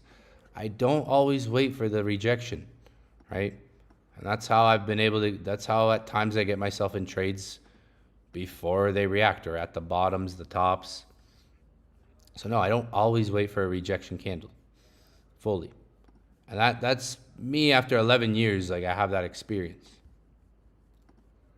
I've shown this live. I'm not just, everything I'm talking about I've shown live. So we have these same conversations. We had these same conversations last week. So I'm going to wrap this up, guys. I got my stop loss set. Either gold's going to hit my stop loss, stop me out today. If it does, I'm not looking for another trade. This is my London session trade for today.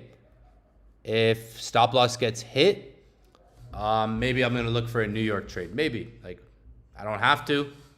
The market's going to be here London tomorrow. It's, Wednesday morning. So I still got Wednesday night, Thursday, Friday. I think it's going to hit my stop loss, so it is what it is. I think it will. Personally, I think I will hit my stop loss. So we were in profit there for majority of the session, but now gold is taking a downturn. We did have a little bit of a reaction, but looks like this wants to come down now. So it is what it is. Doesn't look like it's going to be a winning session today, but that is just how trading goes. Like I said, the next 60 days is going to be showing you guys live trading every single day. The emotions behind it, the thinking behind it, the execution behind it, the wins, the losses, the break-even trades, the take profits. There's going to be different experiences for each session. These sessions are going to teach you more about live trading and what trading actually looks like than any video you can really watch out there, because you could spend all day watching videos, but if you don't know how really to think in action, then that's different. So don't judge something by one session if this is your first session, because if you've been missing out, this would be the second session potentially at losing so far. If you haven't been on any of my other sessions that I've been doing since 10 days ago, then you've missed some trades. And I've done a couple I've done like 2 or 3 inner circle sessions as well. So there was inner circle session I took a trade on that you guys won't see here as well, which was a buy like last week. There was a buy that I took last week on one of the sessions. That was a fire trade as well. I think it was this session right here. Yeah, there was a buy I took on that stream right here inside of the inner circle. So that was one more trade on top of all these. Yeah, this is just one session out of the bunch. In the next couple months, we're still going to be live doing this, or I would say the next 2 months. But yeah, it might be an L day today. And for me, that's just an L day or an L trade, as long as it's managed, isn't necessarily an L. It's just a part of the process. So it just depends on how you look at what a loss is. For me, it's information on my trading and a part of the process. If I know I'm going to be trading the next 60 days, right? So it's just a part of the process inside of that 60 days of day trading every day. Might be an L day here. From the looks of it, to me, think so. Judging from the way price is moving.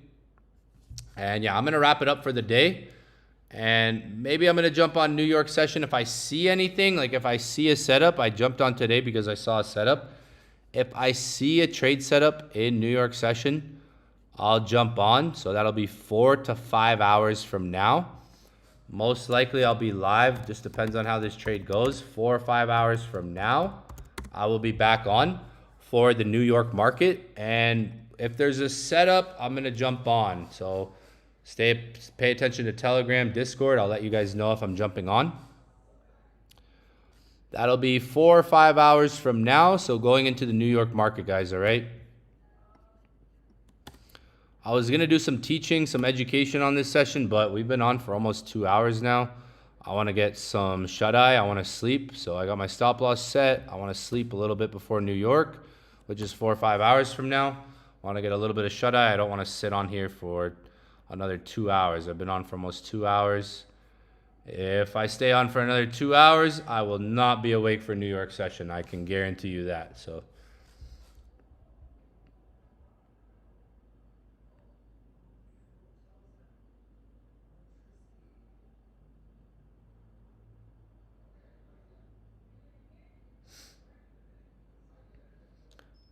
Soccer game. Who won? I don't even know. I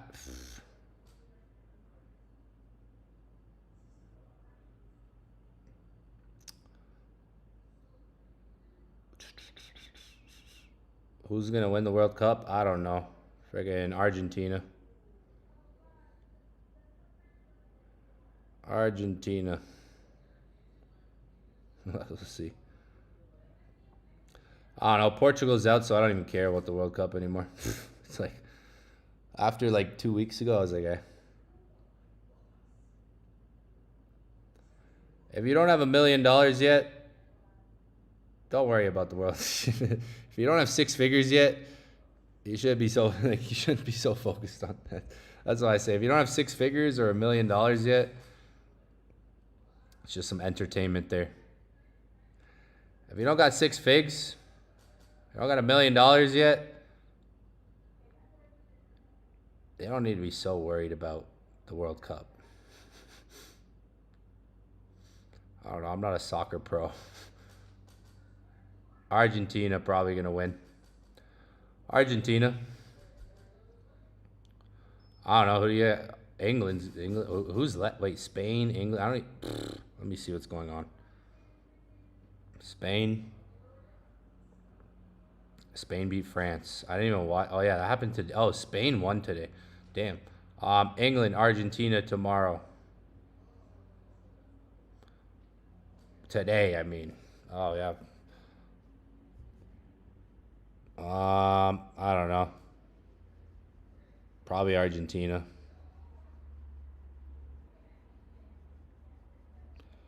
England. That'd be cool. England's good, no? After Portugal got out, once Portugal got out, I kind of just stopped caring. Everyone's betting on the World Cup, betting on this. Everyone's focused on this, that World Cup. Y'all see Conor McGregor the other night? He like broke his knee or something. Conor McGregor came back to fight, and that guy, that was a liquidity grab. So the Conor McGregor fight, that was pretty much a liquidity grab, if you think about it. Think about it.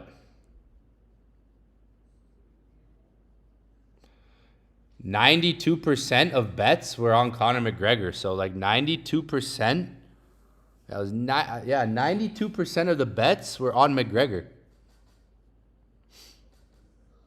That was a liquidity grab. that was a liquidity grab right there. I think they got I think it was a liquidity grab.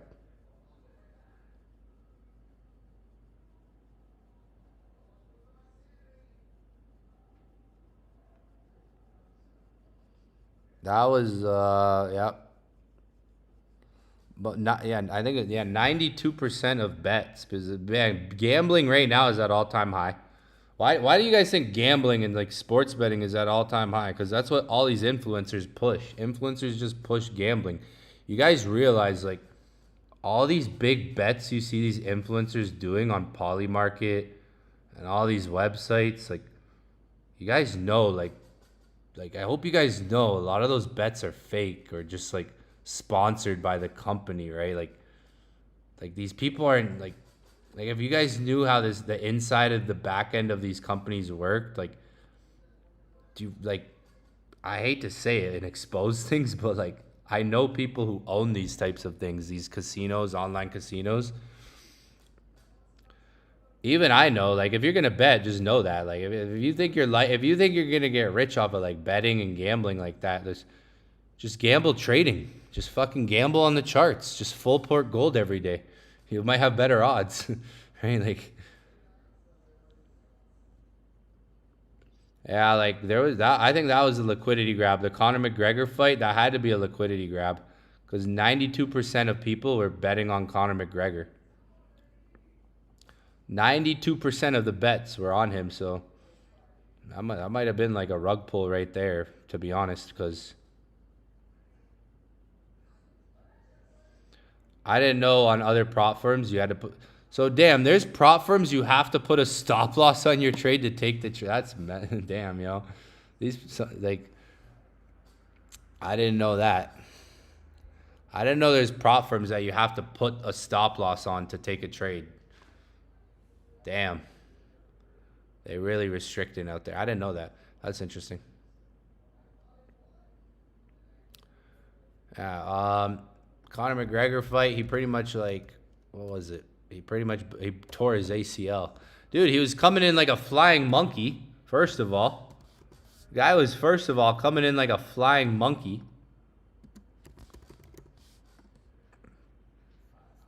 The other night, like, he was pretty much like coming in like a flying monkey.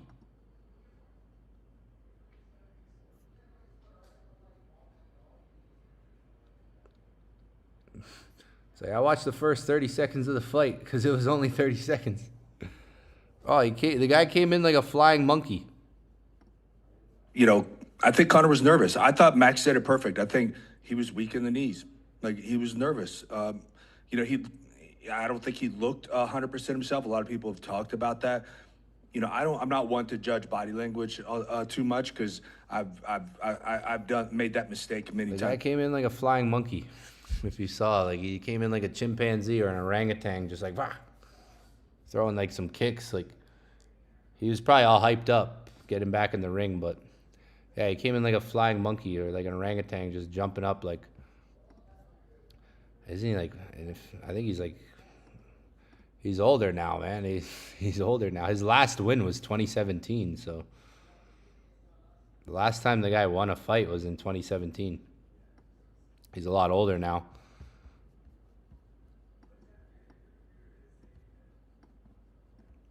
And he's been boozing. The last few years, he's been boozing. Probably doing drugs, too. Who knows? I don't know about that part, but, like, that's what the internet says. But I know he's been boozing the last few years.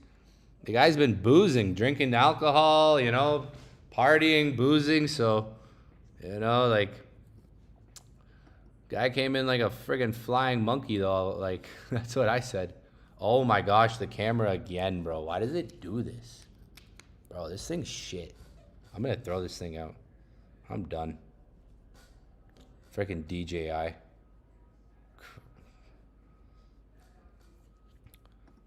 He's been boozing, though. You can't be boozing and then go to fight. I think like, that doesn't add up. Especially at that age. Yeah, I think it was just to make money. Like, it's all just to make money. All these, it's, you know, America is just like all these sports and things is just a coliseum, right? These sporting events. Like, think about it. You have a war going on right now that's been going on. And you have the biggest sporting events happening. Like, you have FIFA. This war was happening when the playoffs were happening, NBA, and NHL, hockey. And you have FIFA going on in this war, right? Like, literally, like, this war is happening. You have FIFA World Cup, and you have, like, big events like this where this fighter fights this fighter. So, like, if you think Americans are focusing on the war and how that's going to affect their life 5 years from now, or as time goes on, or if they're watching a fight, most of them are probably watching a fight. So yeah, it's good entertainment, but it's also a distraction. Like, it's just money grabs too. What I think, it's like, that was probably the easiest liquidity grab for like people. Freaking Conor McGregor was worse than getting that. Like, if you bet on that, imagine if you bet on that, I would have been so pissed. Because it's like you didn't even get like a fair chance. You didn't even get 3 rounds. Imagine if you bet on him. I bet on Argentina winning the other night versus Switzerland. I bet on Argentina. I made $4,700. That was an easy bet. I knew. I was like, Argentina's going to win. I knew that. I knew that.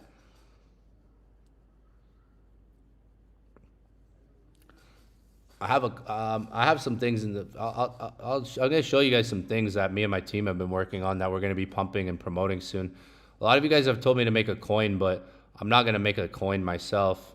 I'm not gonna do that. But I have a project that I've been invested into the last few years, and soon we're gonna be rolling some stuff out for it.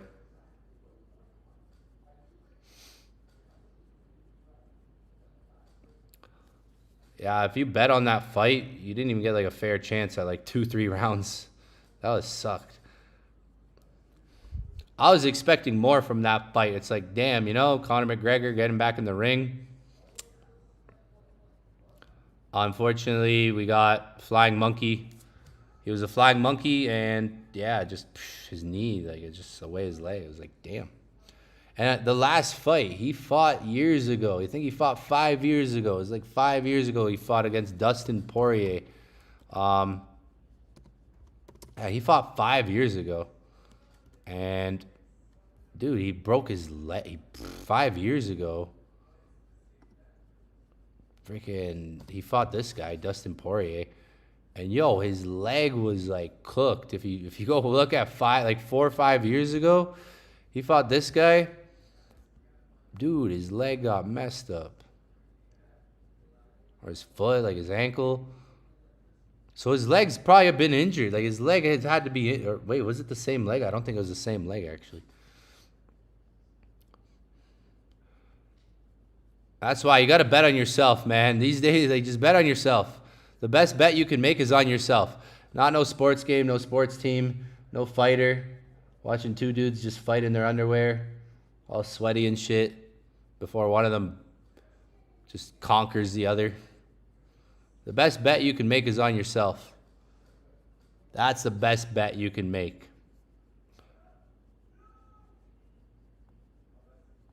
Up the English. A lot of famous people bet millions on Conor. Yeah, I saw someone who put 1 million, or you got the Drake curse. Yo, Steve will do it. I just commented on his post. Wait, I just commented on Steve will do it's post. I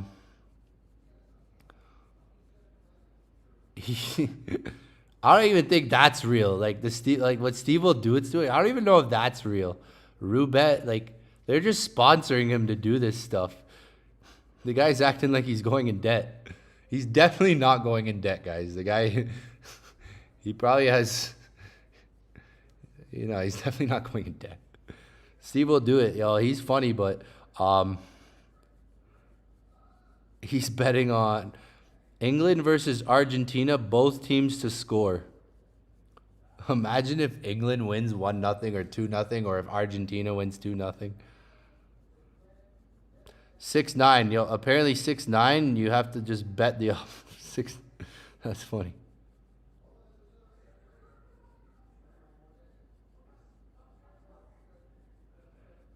We'll see.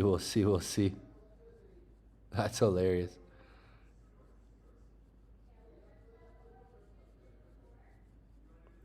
You gotta go to the opposite of Steve will do it, or think, I don't know. Or 6-9. That's funny. Yo, someone hit one of these guys up. Yo, if they got all this money to bet, yo, we got to get them on trading, yo. What the hell? Like, they're doing it wrong, bro. They should just full port gold with that money. Literally, they would have better... I think they would have better odds, realistically. Like, if they're betting all this money on these games or these matches or these fights, yo, they got to just full port gold. Like, realistically. If you're seeing, like, these people are putting $1 million on this game, $1 million, like... Yo, they should just full port gold, realistically. Like, they should just full port gold on CPI or NFP or F1, like, or on, like, 2 days a week. Like, pick 2 days. They should just pick 2 days a week where they full port gold. And then I think, you know, they could have, like, better odds.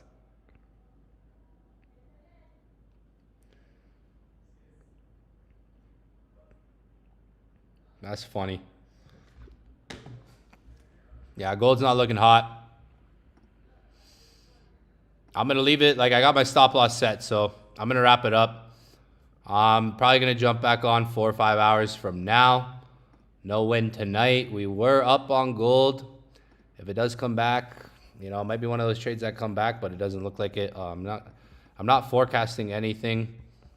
Other than, like, if we drop extremely bearish, like if we don't hold the 4K level, gold's been holding 4K for some time now. The last weeks. 2 weeks. if you got the $4,000 psychological level, so whole number, we've been above that.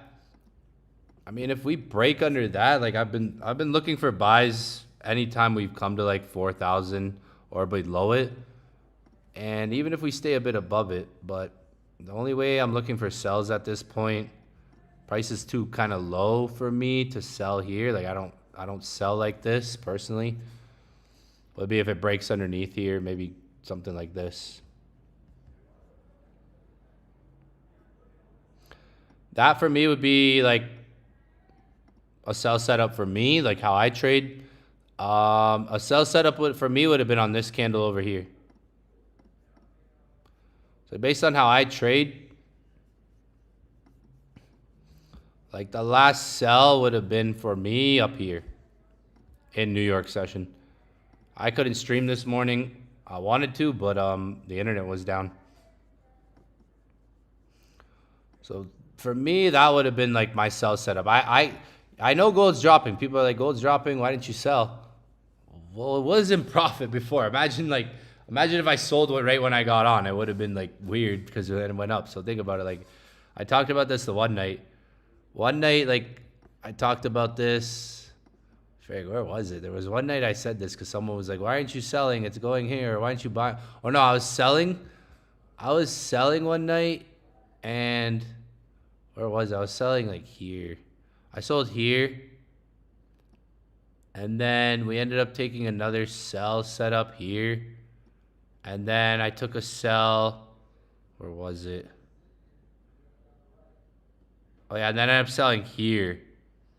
And it started going up. So like I took a sell on gold here and we went in profit. You can go watch it on live stream. I took a sell here. You can go watch it. I took it on live stream. And I took a sell here, those 3 arrows. The third time someone asked like, bro, why are you selling? It's going up right now.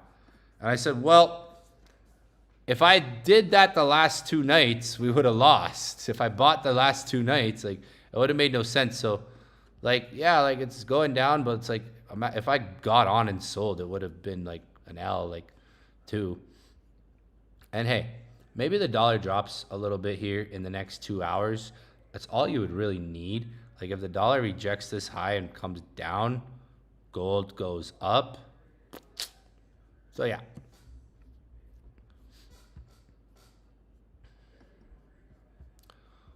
Sells, like for how I trade, it just doesn't. No, it's not how. Like if you come on enough sessions and you study enough of what I teach you guys, you'll understand. Like it's either I'm waiting or buying here based on what I see. Like you know, it would make no sense for me. Like because if I sold every time the market was like this in a setup like this, it wouldn't work good over time. We would take trades where we're selling the bottom or. We would buy the top at times. We'd be buying tops and selling bottoms at times. It would just make no sense over time. It would be like, I sold here, and then I sold here. But imagine if I bought there. Imagine if I bought there. Yeah, that one trade would have worked out maybe. But like the 2 other ones wouldn't have made sense. I would have been buying at the top. So it's like, here, do I want to be selling here? No, because this could turn into a bottom, right? Make no sense. No sense it make. Who wins tomorrow? England? People are saying England. We got England in the house. So who do we got? We got any Argentina? Who's winning tomorrow? Yeah, so it's England and Argentina. Will I watch it? I don't know. I might be too busy. I was recording videos during the game today, so I couldn't even watch it. What time is it at?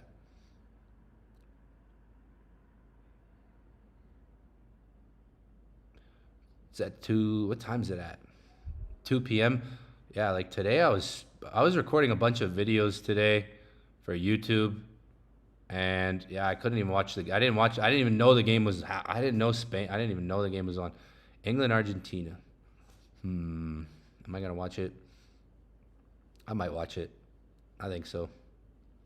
England has some injuries and suspensions. Damn, Henderson. Henderson's good, no? Is he good? He's injured. Isn't he good? All right, maybe I'm thinking about Kane. Kane, right? Kane plays for England, right? Maybe I'm thinking about Kane. That guy. He plays for England, right? Yeah, Kane.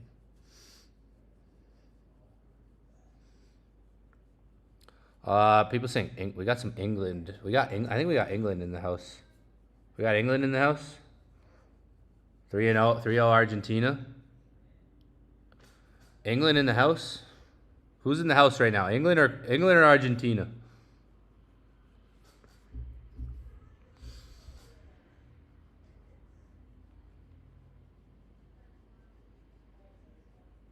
Yeah. Oh yeah, Harry Kane. Yeah, that guy, Harry Kane. He's only 32 years old. Shit. Yo, he's got 6 goals in 6 matches. That's good. Henderson's washed. All right, he's old. He's 36. Yeah, he's old. Henderson's washed. Damn, yo. Salary 30 million euros a year. Whew. Yeah, England, Kane. Yeah, Kane's good. Kane's good. Kane's good, right? Kane's good. I've seen him score some goals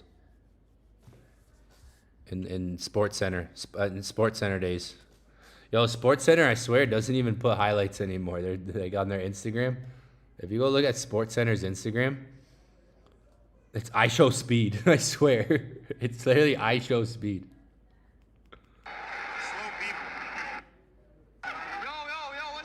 It's literally I show speed. I swear, like, where's the highlights, man? Yo, times have changed. That shows you how much times have changed, yo. I remember when I first started following SportsCenter on Instagram, like it was like a long time ago when I first made Instagram. Times have changed.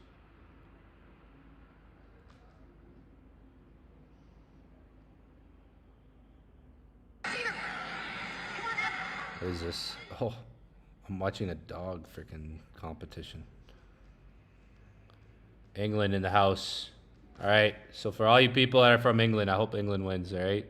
Because I see England in the house. Oh, someone said 3-0 Argentina. Oof.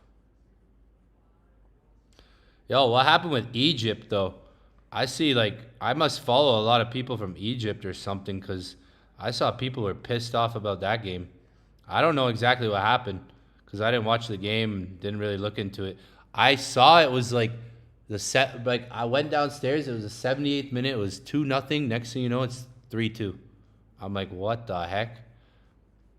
Like literally I get in my Uber and by the time I get out of my Uber, it was 3-2.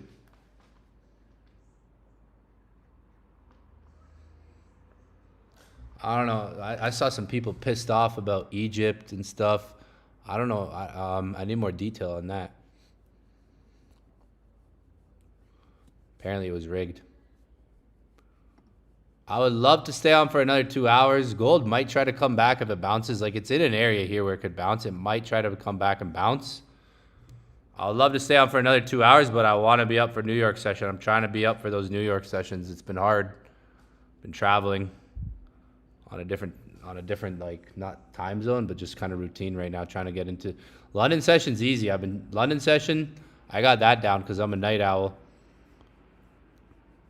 But if I stay on till 5 a.m., if I stay on for another hour, oof. If I stay on till 5 in the morning, right now it's 4 a.m. Eastern time. If I stay until 5, I know myself, I might not be up for New York. I like to get a bit of sleep before it, so I'm energized.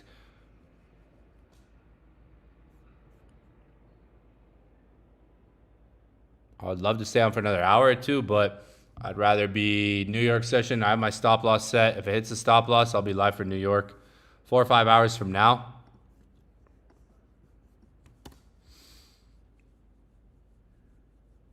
Like now it's getting closer to like 3.5 to 4, like 4.5 hours. Because I think I said 4 or 5 hours like friggin' 30 minutes ago. Literally. Yeah, like 30, 40 minutes ago. Yeah, gold didn't want to come back there. Dollar just shot up again. Dollar's being a B. I hope England wins then. I see people from England in the chat. I don't see any Argentina people. I see England. Yeah, we got England. All right, I hope England wins. All right, I hope England wins. Let's go, England. Let's fucking go. What are the odds? We're creating something with Validity. This is a coin I'm invested into, and I'm going to be investing more into it. I'm going to show you guys live one day. The launch is coming soon again. If you have Validity, you can actually claim your tokens. Some of you guys might still have it. We changed the smart contract address. This isn't a meme coin, by the way. This is not a meme coin. This actually has real utility, and I'm going to be going over a lot of it. Me and my team are doing a launch soon for this coin in September. Between September and October. So we're going to be getting to like a couple thousand holders. I can't even load it up right now. What's wrong with my internet? I have too many things open.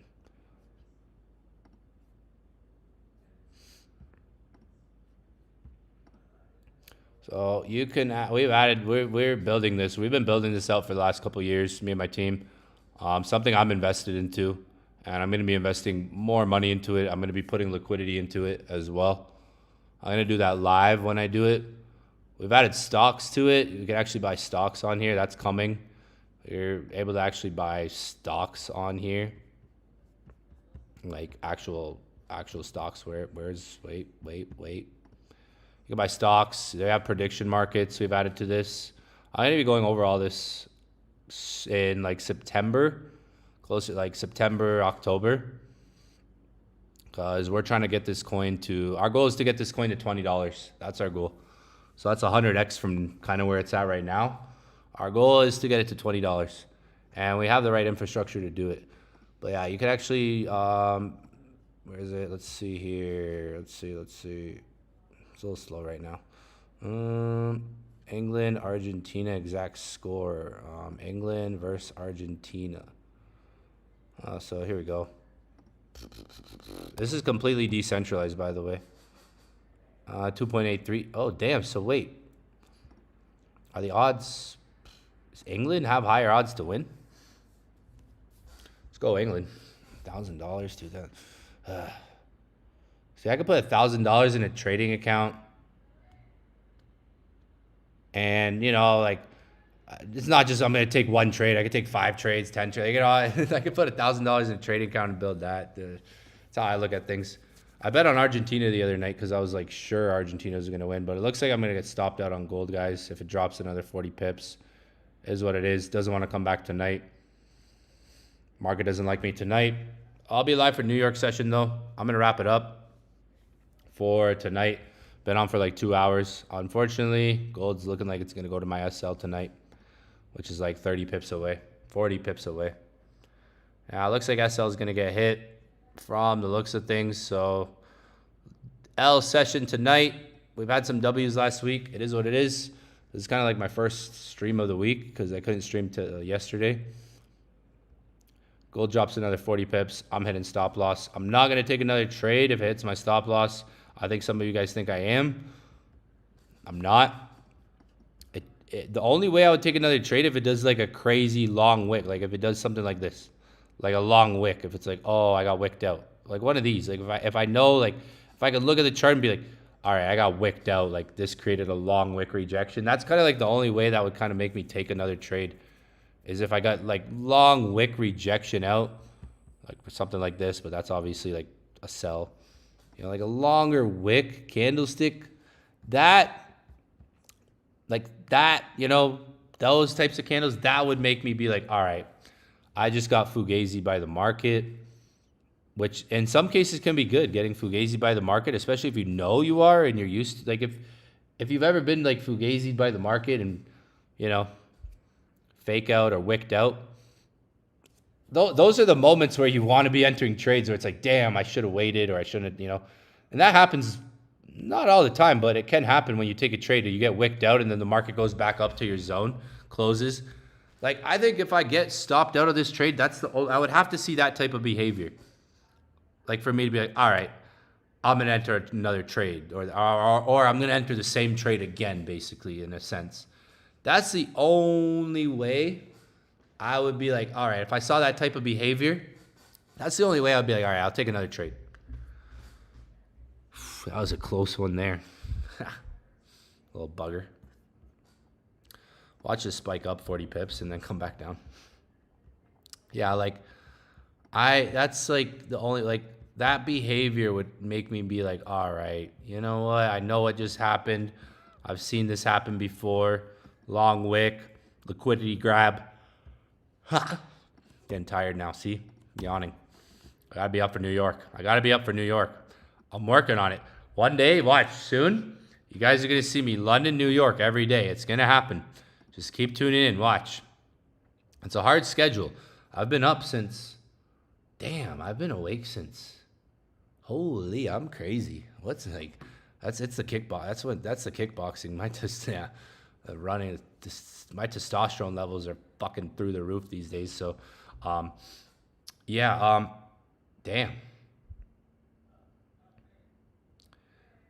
I've been awake since 11 a.m. What's wrong with? I've been awake since 11 a.m. yesterday. What's wrong with me? Yo, that's crazy. Hey. I just thought about that. Something's wrong with me. Maybe I am a robot. Someone wrote in the chat. I think Evan's a robot. Maybe I am. Yeah, I've been awake since 11 a.m. Yeah. When we got up? Yeah, 11 a.m. Yeah, around 11, 12 p.m. 11, 12 p.m. I started recording around 12 p.m. I finished recording at 7 p.m., 6 p.m. I was recording for 5-6 hours today. And then, I was just chill. Damn, something's wrong with me. So I just got to stay awake at this point. So if I fall asleep, I'm going to be too tired. I've been awake since 11 a.m. I recommend kickboxing. I recommend running. Especially if you're a dude, your testosterone levels will frickin' increase. And you'll be like a hyena. Like a frickin' hyena. I'm telling you.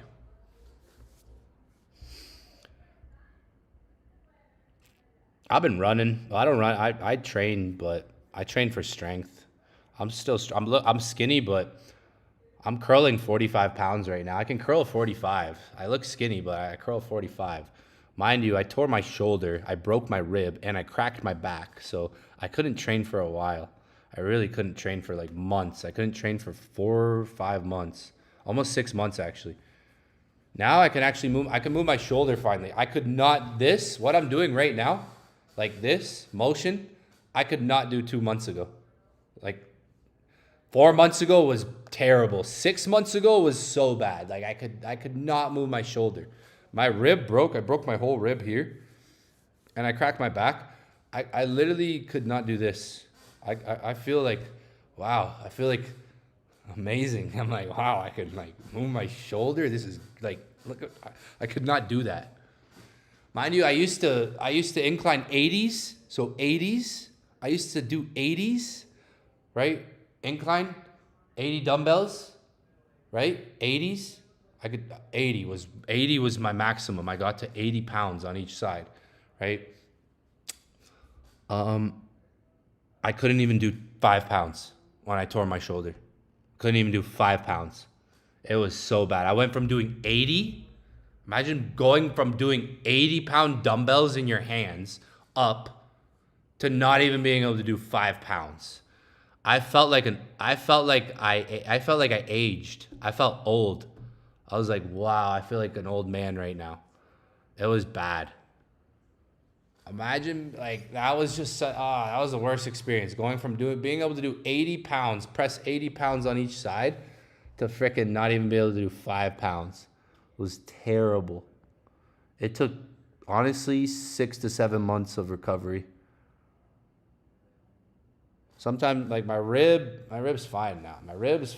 Shoulder, there's like it feels like sometimes there's a little bruise in there, but it was fully torn. I completely tore my shoulder. It was, the worst.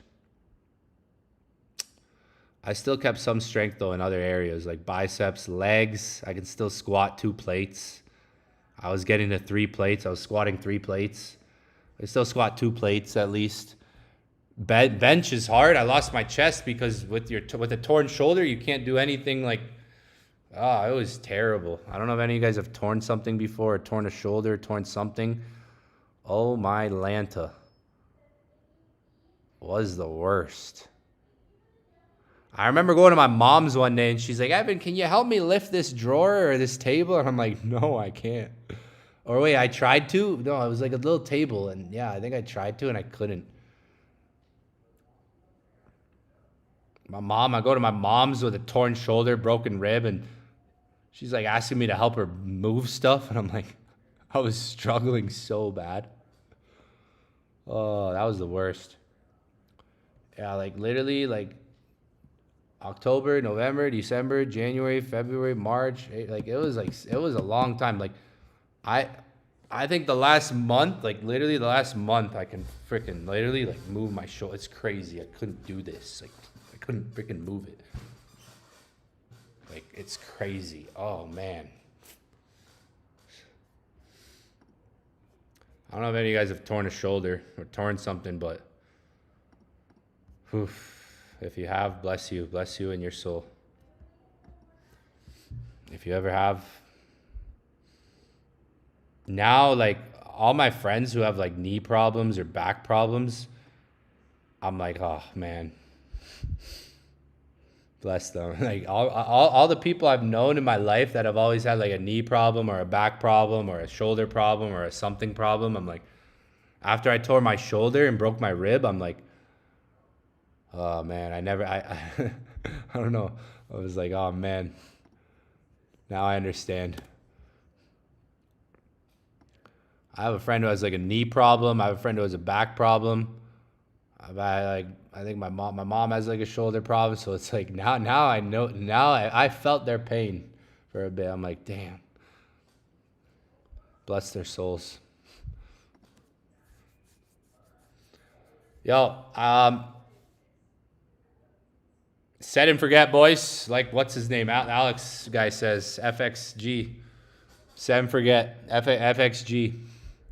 Or FX Alex. There you go. Set and forget. All right. Set and forget. Let's see. Maybe this came super close to my stop loss. Holy moly. It might try to wick me out. Holy moly, donut shop. All right, I'm out. Peace out. I've been on for like 2 hours. I hope you guys learned something at least, seeing me here ramble for 2 hours and 21 minutes. I'll try to make tomorrow's session more educational and informational. I'll pull up a PowerPoint or something tomorrow. I'll make a little PowerPoint, all right? So we have some context. I've just been rambling on here, waiting for gold to go up, but it doesn't want to go up. It might want to hit my stop loss, but I'm out. I'll be live New York session. I'm not that tired today, even though I've been up since 11 a.m. I don't know how. I literally don't know how. I'm like, that's why I got to change my sleep so I sleep enough before this. I haven't slept. So when New York comes, I'm been getting tired. Like, it's annoying. When New York gets closer, I get tired and I fall asleep at 7 a.m., 8 a.m., 9 a.m. It's annoying me. I'm trying to do both. I'm trying to get to the point where I'm locked in London, stream 2 hours London, boom, stream 2-3 hours New York. That's what I'm trying to get to. I'm working towards it. I've been up since 11 a.m., which is crazy now that I think about it.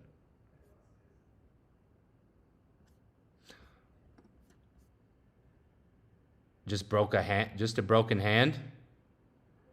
Torn triceps. Oh my God. That's exactly what I did. I went bike riding. I had a broken leg and 2 hands. Oh, snap. Torn tricep. Yeah, you won. You won. Why a hyena? I don't know, man. I just like hyena, man. Hyenas are like, you ever see them in Lion King? They're like crazy. Like, damn. Yeah, bike. I had a bike accident too. And that, I couldn't breathe. Moved to Europe? Yeah, I know. Or Dubai. No, Dubai too, no? Where in Europe would be the question? I might move to Dubai though. I don't know Dubai. It's still in the Middle East. It still could be a war zone. The UAE. You never know now these days. Taxes though. Europe. I love Europe actually. I've been to a lot of places in Europe. Italy's my favorite. I've been to Switzerland. Switzerland was nice. Pricey there. Germany, been to Germany a lot of times. I wouldn't live in Germany personally. Portugal, I love Portugal. Spain, I like Portugal, Spain, and Italy. I'm missing some places.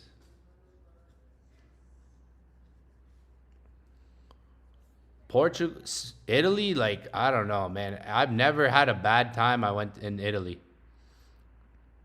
The food. I've been to multiple places. I've been to Rome, I've been to Venice. I've been to Florence. I gotta look at my notes and see all the places I've been to in Italy. I've probably been to, where else? Verona. Rome, I said Rome. What's the one I'm thinking of? Damn, I don't even. Milan. I went to Capri. Capri was, whew. If you ever have a place, if you want to if you can ever go to this place in your life, Capri, this was, man. Capri, I've been there. Oh, I've literally been in there. The blue, I don't know how to say it, but I've been in there. The blue Grota, or the blue gate or whatever. I've been to Capri. Capri was, wow. Just wow. That was like amazing. Naples, yeah, I've been to Naples, but I went to Capri, which is an island. You got to take a ferry there. Capri was, wow, just wow. Beautiful, amazing. The food was just like, and when I say food, I mean like the tomatoes. The tomatoes were amazing. Tomatoes. I don't really like tomatoes like that. The tomatoes tasted like fresh, real. I think they were real tomatoes. They were real tomatoes. Like, the waiter came up to us with a plate and he put some salt and he said, "Here, try this. This will be the best tomato you try in your life." Bro, these were real tomatoes. Like the tomatoes you get in the grocery store in North America or America were not these tomatoes. I'm telling you. Like the tomatoes you get in America, Northern America, they were not these tomatoes. They were not at all. Like these tomatoes, you could literally, like, I don't eat tomatoes like that. Like I wouldn't slice a tomato and eat it. I like tomatoes on pizza. I like tomatoes in my pasta, you know, mixed with maybe some chicken, some sort of dishes. But just like slicing a tomato up and eating it, I don't do that. I've never done that. Because it usually tastes bitter. It tastes like, I'm telling you, bro, these tomatoes were something else. They were God-created tomatoes from the earth. They were real tomatoes. I'm so serious right now that I'm going to the fridge. Yeah. I swear, when I'm in Colombia, wait, I'm coming back. Just wait. I need like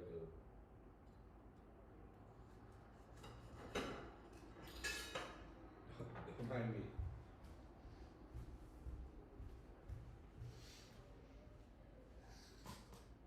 Oh, it's coming back, eh? All right. Don't mind me when I'm having my beers, all right? I like to rant, all right? I'm 8 beers deep, so 1, 2, 3, 4, 5, 6. Yeah, 6 beers deep. This is be 7, so it's not bad. Gold's coming back, little bugger. Little bugger's coming back. Well, looks like it's gonna be a long night, folks. Damn, yo. Yo, I'm telling you though, these tomatoes.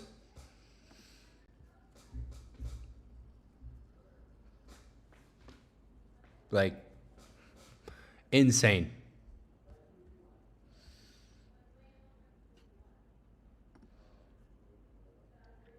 after that trip, I was like, yo, the tomatoes in America, North America. I'm from Northern America, Toronto, Canada, where I live. No, they don't got the same kind of tomatoes. Bro, another fucking bug.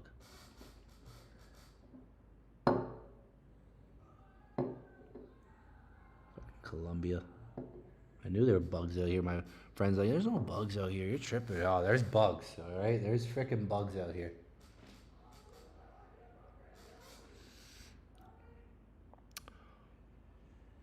TP, 4,050.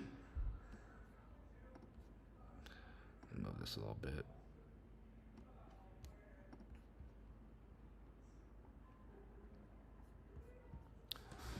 Gold's trying to come back, yo. So if you have like, it's pretty expensive to go here and like stay there in hotel, like stay in a hotel and stuff. A lot of locals would like, if you're a local there, if you're in Naples, you can take a ferry there and you can kind of just go walk around, go get like gelato, maybe go to a restaurant.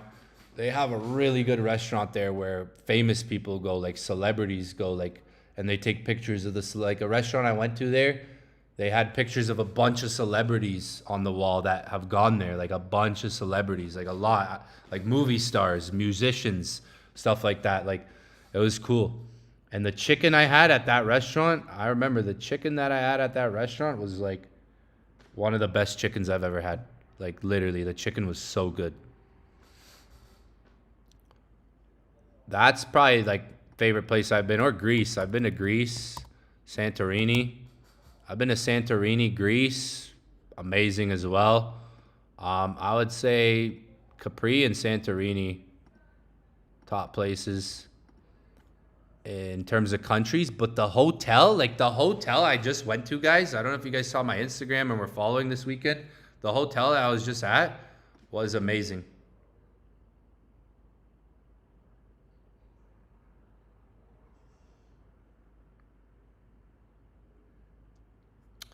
Yeah, another night. We need the 4 hour to flip, man. Come on. See, you tried to wick me out there, you see? That would have been imagine. Holy. Yeah, this is trading for you guys, all right? I'm showing you guys the emotions. The one thing is I'm showing you guys the emotions. If you notice, sometimes I get like up, down, up. It's because I'm live in front. We've had 800 people come on this session. So like, imagine if you were doing this in front of 800 people, 1,000 people. You'd probably be like, hey, shut up.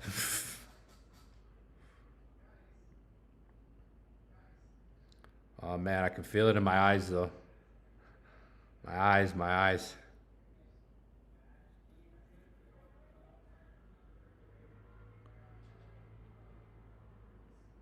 We need England to win for Harry Potter. Wait, is Harry Potter England? Wait. I don't know. wait. Harry Potter's England, right? Like, that's like, yeah. Harry Potter, yo. Ron Weasley. Come on, Gold. Come on, man. You really did this. It went in profit. It went out of profit. And it's doing the comeback now. And it's going to LARP me like this. As you can see, trading does take a sheer level of patience, all right? Next stream, I'm going to do the next stream upstairs so you guys can see upstairs. I'll take you around. This is the kitchen, though. Got a nice kitchen here. Living area over here. We used to keep a Christmas tree over here when we kind of lived here, but we used to live here, but now we just Airbnb the place. I have this booked off for 5 days. 4 more days. And then people are coming to check into this place, so I'm gonna have to leave. I'm literally gonna have to go get a hotel. We used to charge $600 a night for this thing. $700 at the most. if you stay in this place, we always leave a pack of beer in the fridge. There's always beer in the fridge. So if you stay in this Airbnb, there'll be beer in the fridge, okay? That's it, nothing else, all right? Just the beers. It doesn't come with any girls. No, you gotta find those. You bring a girl here, her panties are dropped, so you're good. You're pretty good. Pretty good on that. I'm not talking from experience either.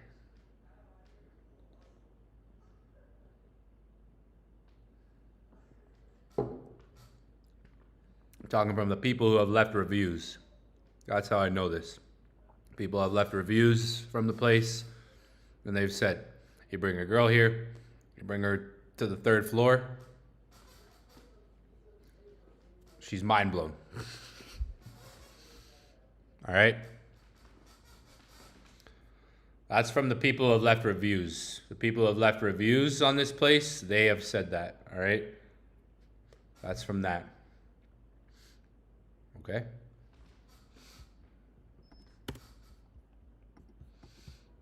Okay, I guess 4 to 5 hours from now has changed to shit. It's like 3 to 4 hours now. Damn, man. I had 4 to 5 hours. Now I got 3 to 4. Gold, man. Come on. Now I'm getting annoyed. No, I'm kidding.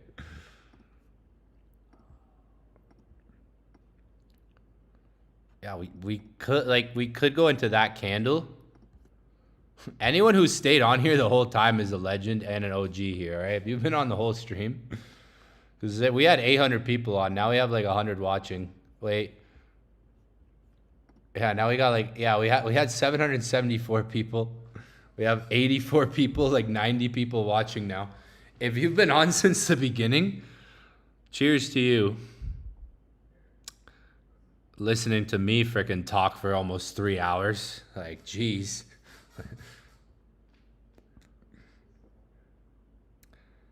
I can't even handle hearing me. No, I'm kidding.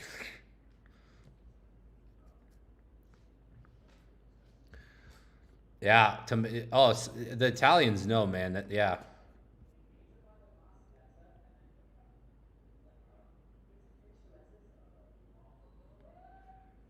I've eaten real food. Mexico, yo, the chicken in Mexico. I remember my first time going to Mexico.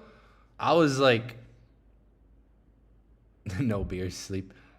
I remember my first time going to Mexico, bro, the chicken, I noticed the difference right away. Or even here, the chicken's even here, man.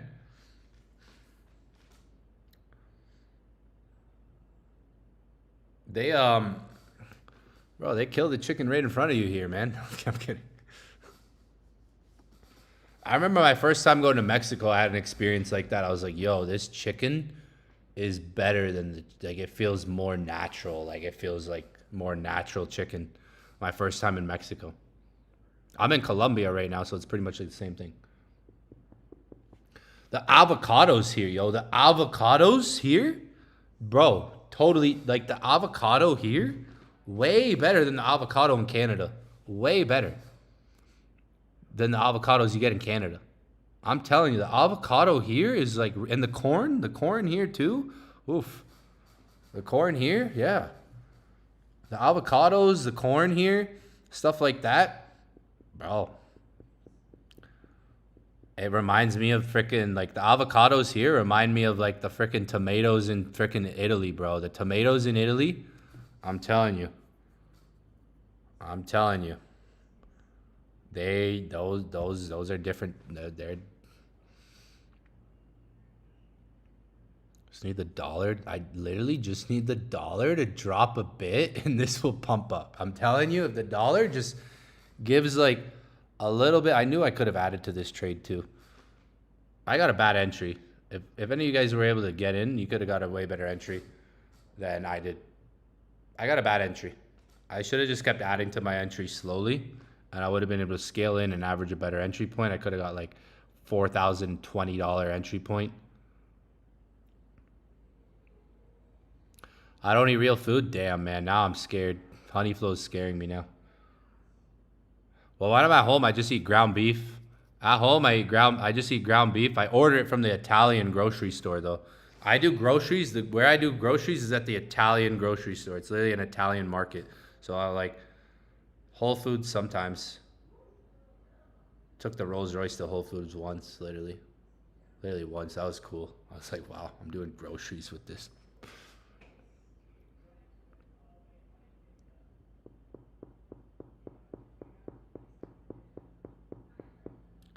That is me hitting my, damn, bro. That is conditioning right there. That's good conditioning. Yeah, you hear that? That's good conditioning right there. I gotta do that. I gotta condition my knuckles more, my hands more.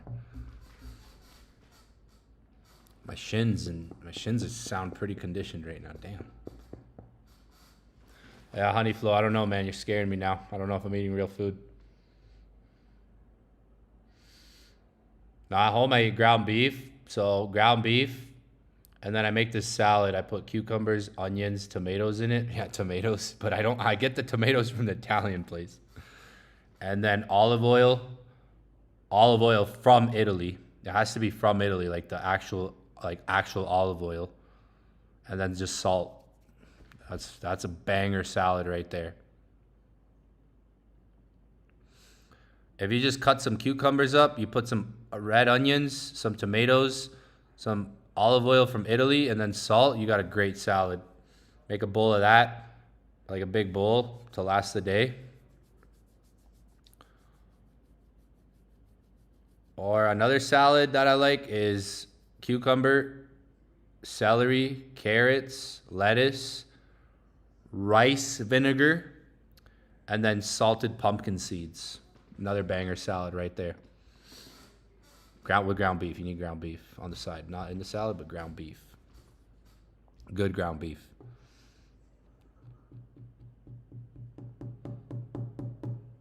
That's like how my shins are. I gotta get my shin sounding like that. Almost.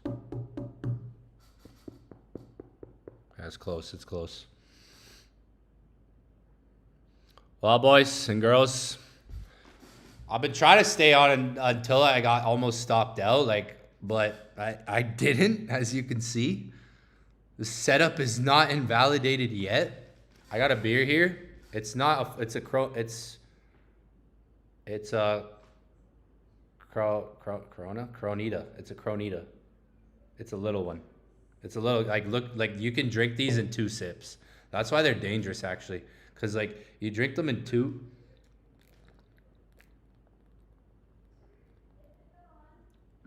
And the thing's gone, right?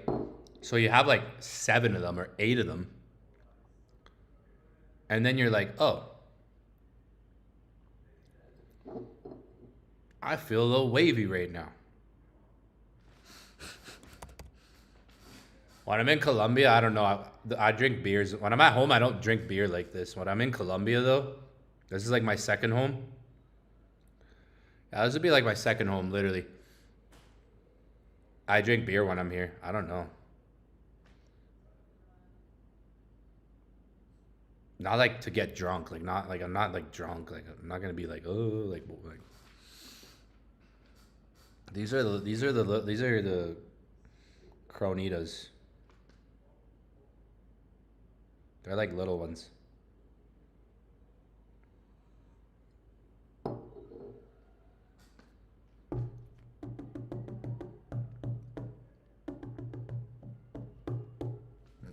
right, I'm just gonna look at the chat. Set and forget, yo. FX Alex, yo.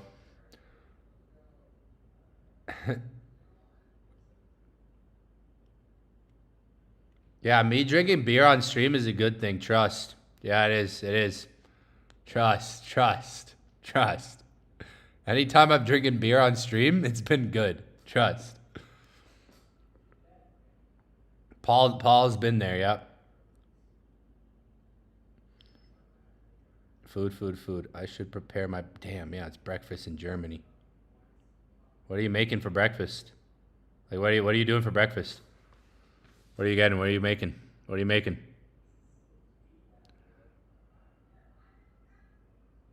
Oh, artisan, maybe some artisan lettuce or... Oh no, what's going on? What just happened? It could be Artisan or Iceberg. Oh, shit.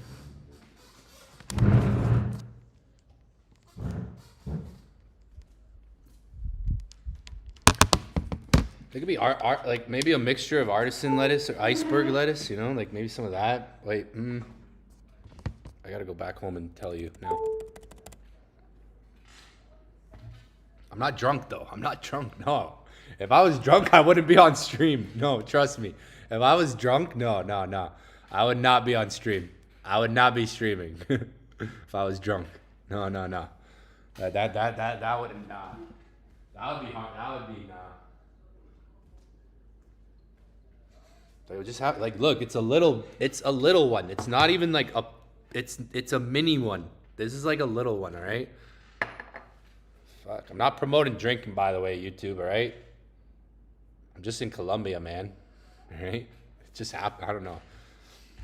Holy moly, donut shop. What are you eating for breakfast? Let's see. What are you preparing? You said you're preparing food. I should prepare my breakfast. What do you got? This is a prop firm that I'm on right now. No, this is a prop firm. This is not my live money. This is prop firm money. But I do live accounts too on MetaTrader. I've mainly been focused on this though. I have 2 of these accounts.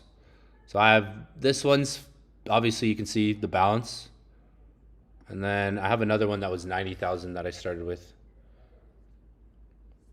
I do trade live money on MetaTrader, but I haven't been doing that as much. But I won't put as much money. I'll put a couple $1,000s in my account. 2,000, 3,000, maximum 5,000. I won't put a lot in those accounts. But I usually try to flip those accounts faster and withdraw. Like if I put money in my account on Monday, I want to try to withdraw it for the week and then pay stuff, use that money for life. Oh, yo, this is the comeback of a freaking lifetime here. Okay, maybe not a lifetime, but yeah, no, not a lifetime. I've had crazier comebacks. I bought freaking, let's see, let me think of a coin that I bought and held. Like XRP. Like I've had coins that I bought and just was in the gutter for a year, 2 years, and then it exploded. Yo, okay, there we go. Well, guys, I'm still streaming. Holy, is this gonna be a 3-hour stream? I think so.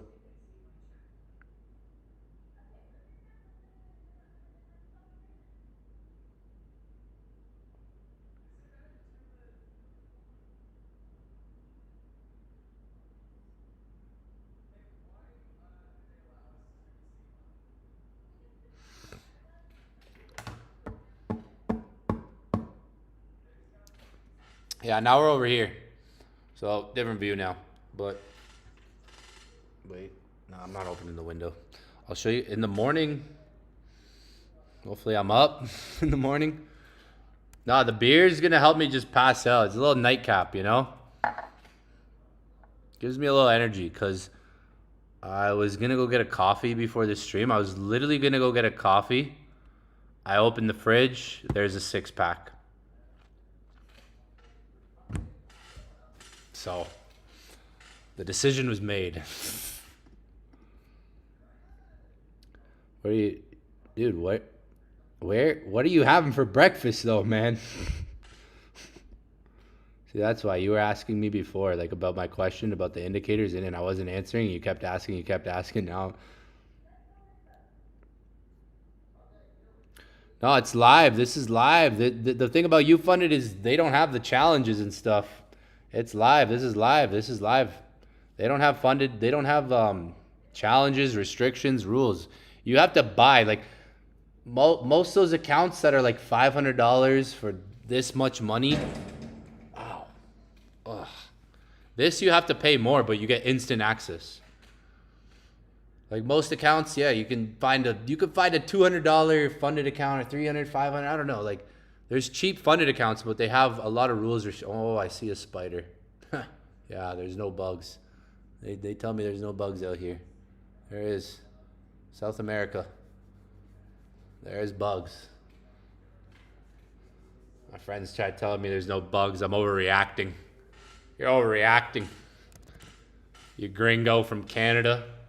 I'm Portuguese, all right? I think they just like my blood. I'm pretty sure it's the blood that these freaking bugs out here like. I have this blood type that they just want. I literally see a spider right there. Is that part of the window open?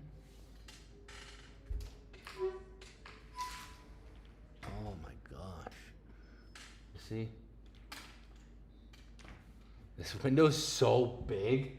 Like, I don't know if you guys see, like, this window is so big. It starts there, and it goes all the way to the end of the room. This is a big window. Gold's coming back. Gold is coming back. Holy 3-hour stream. Haven't done these in a while, eh, boys? We're getting back in motion. Who remembers when I was doing 4-hour streams? Fuck, let's crack open another beer, why don't we? No.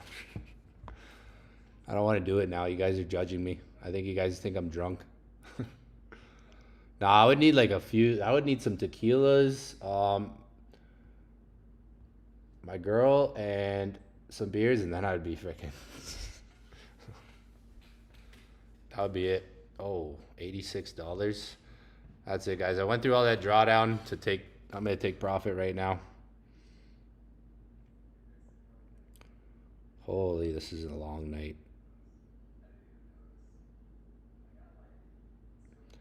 What are you having for breakfast? Wiener Schnitzel or whatever? I don't know. What's in your wait? No, that I was about to say English. I was about to say an English breakfast. What's a German breakfast? I was about to say an English breakfast: beans, toast, tomato, mushrooms, some meat.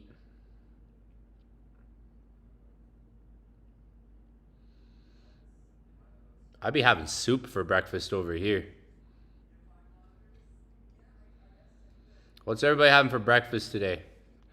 I hope it's not beer, all right? You gotta remember, I've been up since 11 a.m. So I don't know how that adds into the equation, but you guys gotta remember, I grew up a degenerate. I'm just like a lot of you guys. I was a degenerate, all right? Just I got rich, and when you get rich, you get fancier. I still kept that little bit of degeneracy in me, all right?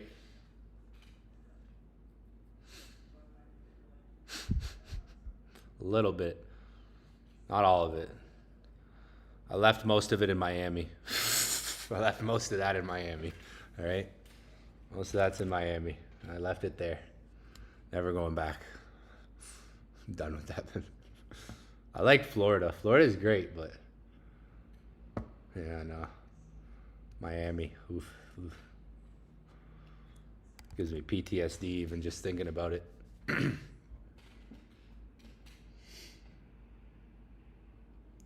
Honestly, I think some of in terms of like the girls I met, probably the easiest girls in Miami. Easiest girls. Like the girl I'm with like right now, I actually had to like DM her. I had to put in the fucking work. Miami, bro, that's like the easiest place in the world. Like, I don't know. The girls there, I didn't even have to try. Like, didn't even have to try like any effort. That's the thing. When you're a guy, you kind of want that. You gotta. If it doesn't matter as much if you don't not put in the effort. So girls, ladies, listen. I'm gonna give the girls some advice here. Ladies, we'll save it for another session.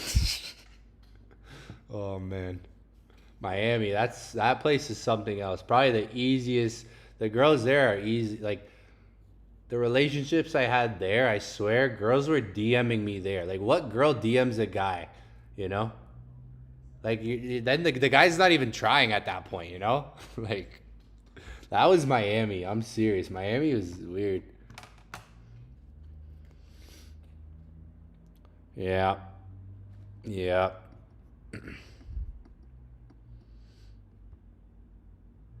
And I dated some baddies in Miami, I'll tell you. Like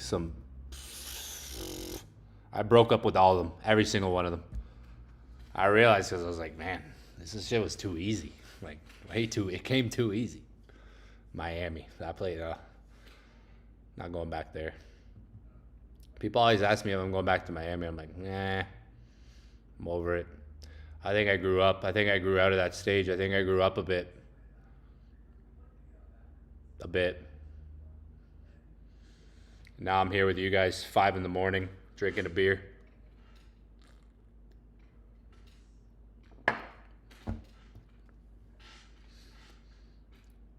Well, well, well. Look who decided to come back. Yeah, Miami's a crazy place.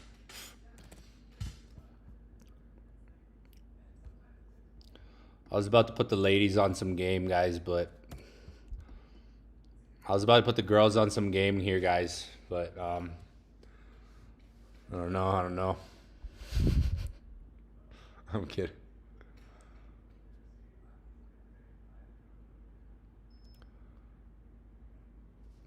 Dude, I had yeah, that was the problem. That's why I realized, I was like, damn, no wonder I didn't like this girl that much. She was sliding into my DMs or this, that, like things like that. Yeah, that was there's another fucking bug. See? Miami.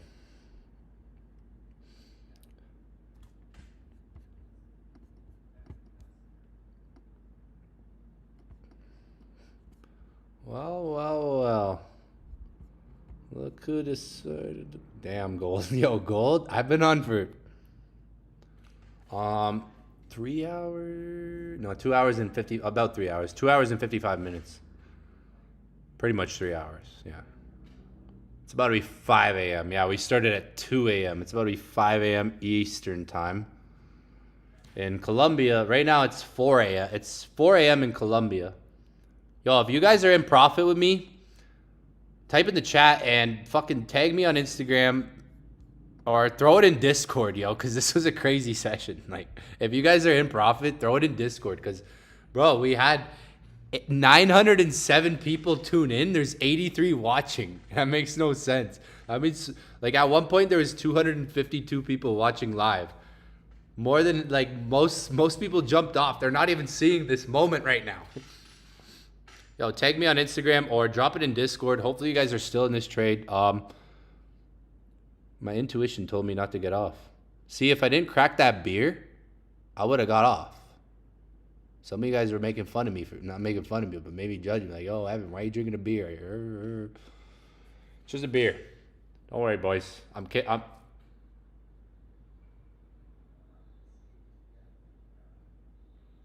This place is so big, like. I forget, like I haven't been here since last year. And then before that, a couple of years because it's been an Airbnb. Yeah, last time I was here was a year ago and I stayed for like 2 weeks. And bro, it's so big, you hear noises and you're in this 3-story penthouse. I'm in a 3-story penthouse at the top of the building by myself. And it's like you hear noises, yo. It's like, damn, yo. I'm like, what the fuck was that? I just heard the light. Like, I have some ears. I just heard the light in the hallway turn on. I'm like, I literally just heard the light in the hallway turn on. You should see the doors in these places. The doors in Colombia are like this thick. Like, they're not regular doors, and a lot of them are bulletproof because of the Pablo Escobar days. So in Colombia, like in the Pablo Escobar days, they would use like really thick doors, and a lot of them would be bulletproof in those times. Crazy to think about that, like bulletproof doors. Crazy. Like, this door is like this, like it's thick, like it's a thick door. Hopefully you guys are in profit. If you are, drop it in, man. See, don't count me out until I'm out, yo, until I go to bed, yo. If you guys caught any trades, drop it in Discord. If you caught an entry, man, I've been in this trade for a minute now. You guys could have got a way better entry than me. Everybody who jumped off, they doubted me and my capabilities of staying patient and trusting my analysis. We had 907 people tune in. Look how many people we have on the stream now. Like, oh.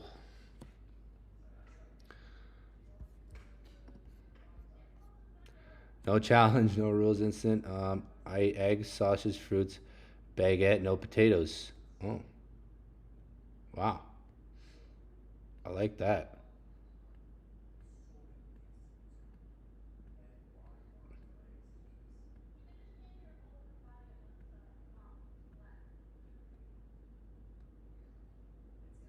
Can I explain why gold's gonna... I did before, but maybe you just got on. That sounds like a good breakfast, actually. Like a French baguette or what? No potatoes, so... Yo, I got some ears, yo. I got some crazy ears. So I was looking at this area here. Someone asked, see this red candle? When we look at that movement, we have a bearish candle down, and then we have this impulsive movement up. So we've traded back into that. So it's an area of supply and demand that the market traded into here. Not to mention, I like to use with gold, like one thing you want to understand with gold trading is whole numbers, psychological levels. Someone's in the hallway. Oh, it's probably a neighbor. See? I'm freaking on it. Psychological levels, zeros, 25s, 50s, and 75s. Those are important levels. Freaking bugs, man. So we have a level here, 0 or 4025, $4,025. That's a psychological level. Are any of you guys in gold? If you're in gold, drop it in Discord because that shit fires me up when I see, oh, damn. Someone messaged me the other day saying, I see all your students, they flip accounts. That means they're risking so much money. And I'm like, man, like some people outside of trading, just some people that aren't a part of this community don't understand when they see results like this. I've realized because I got a message from someone on my DM saying like, your students must all just use 100% risk. They're over leveraging, they're over risking because stuff like this. And I'm like, not necessarily. I don't think like people get flips like this and it's like people on the outside see it and they think it's over leveraging, gambling, high risk. And I'm like, I kind of pisses me off. And I'm like, I don't think like it's not really like, what if this person's risking $10 a trade, $5? What if they're risking $20 a trade? Or even if you're risking the $200 to get to this profit, like that's amazing. Like that's risk to reward right there in a sense. I get DMs all the time when I show, because I'll post some of this stuff a lot of times on my Instagram stories. Like I'll take screenshots and I'll post on my Instagram stories to show like the world. And people will be like, that's over leveraging. That's gambling. They're risking their whole account. And I'm like, they're not necessarily risking their whole account to get a result like this. Even if they are, like, the risk to reward could be there. That's crazy, though. Sells, okay, 4,100. Caught them around the 4,100 New York session. That was a good sell. That was a really good sell there. Look at the pips here. Good pips. Hopefully you guys caught that. A lot of people, damn, yo, gold came back. Some of you guys, what's this entry? You got 24. That's a better entry. Yeah, better entry. Better entry. Better entry. Guys, oof, this one's been a long one, let me tell you. I didn't get stopped out, even though I almost counted myself out. Notice how I almost counted myself out on this stream? I almost did that. Sometimes that's just like the pressure of having an audience when you have like, there was almost 1,000 people that tuned in on this stream. But the people that got off aren't here for this moment, all right? Dude, we had 252 watching at one point. Most of those people are gone.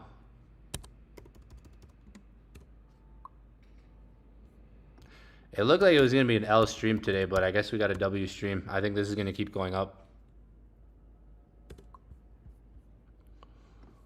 Ay.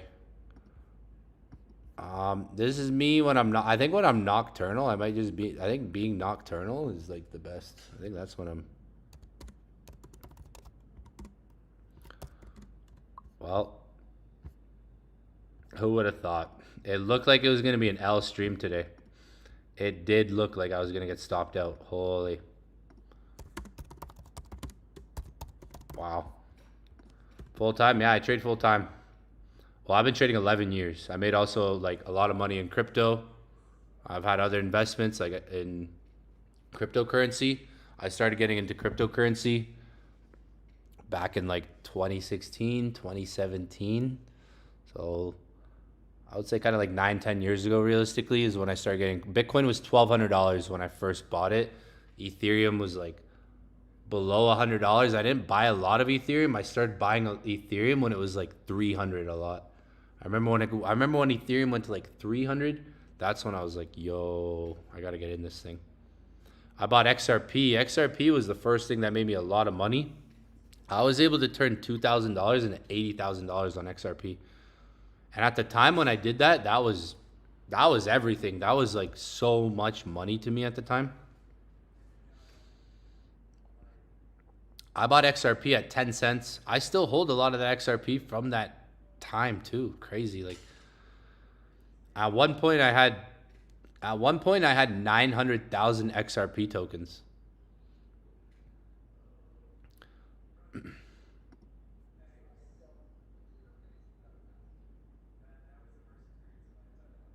I got YouTube play. I was watching YouTube videos upstairs. Holy guys, what a stream. Damn, this was a long one though. You guys, like, I mean, we've been in this trade for a while. Like, it could turn into a swing if the 4-hour flips, which is like what I want to see. But I'll be honest, like, this could wick down again and then still form the same entry. Obviously, looking for the bigger move up. It could try to wick down, come up. If you're in profit, like break even if anything, or take some profits, try to secure some partials if anything, because it could still try to come wick down back to like 4,025, 4,020 area. I was liking this. Someone asked, there's a little supply and demand area right here. Market creates, you know, this candle up, this candle down. You have maybe a consolidation, a range here. Where we break out, we expand out of that. With this engulfing candle. And we come back into that. We're coming back into that. Whew, this is a long one though.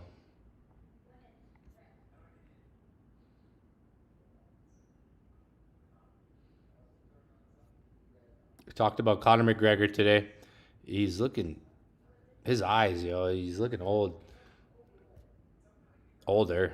How old is this guy?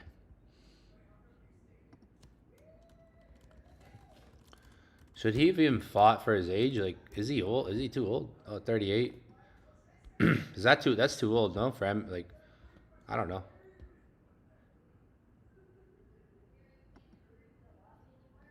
How old's? Wait, they're both old. Holiday. Just how old's the other guy?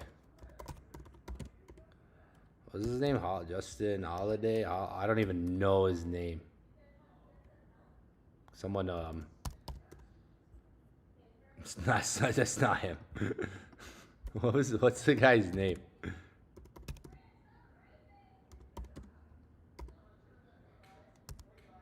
Holy, I don't even know the guy's. See, I don't even know the guy's name.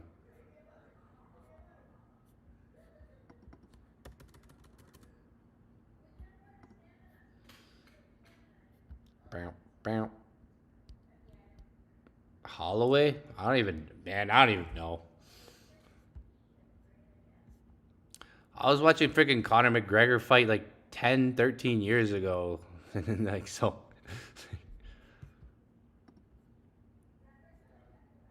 Holloway.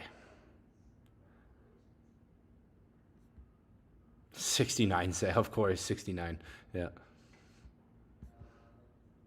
Max Holloway. See, I'm over here saying Justin, yo. I don't even know. How old is this guy? 34. Oh, so he's 4 years younger. We talked about tomatoes on this stream. All right, we talked about Capri and tomatoes. We talked about bugs because there's bugs in this place. Talked about liquidity grabs. We talked about sports betting. What do we got? World Cup winner. World Cup Golden Boot winner. What's that? Like who scores the most goals? Or wait, what's the Golden Boot for? Is that who scores the most goals?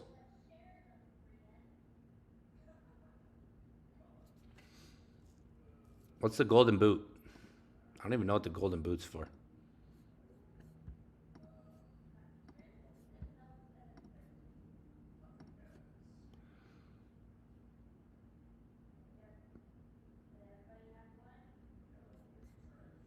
Damn, somebody's got some freaking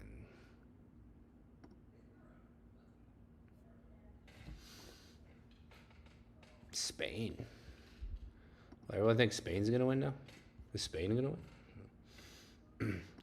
But yo, that was a long stream, guys. I want to stay on and watch this candle to go up, but that might take another time. I've been off 3 hours and 10 minutes. This candle, that would literally take like another 90 minutes. I'm gonna get some shut-eye break-even trade. If anything, we are in profit. You can secure the bag and try to find a re-entry. If anything, like that's probably one of the smartest things to do because this trade has actually been in profit more than once. We went in profit, then we went out of profit, and now it's come back in profit. So you could potentially look to secure some partials, secure the bag even fully, and then try to look for a re-entry. It does still have that possibility to it. It could honestly try to wick back down into this zone and react off of like 4,020, 4,025 area again. But yeah, that's going to be it for tonight, guys. Going to wrap it up now officially. I know I've said that. I think I've said that like 7 times.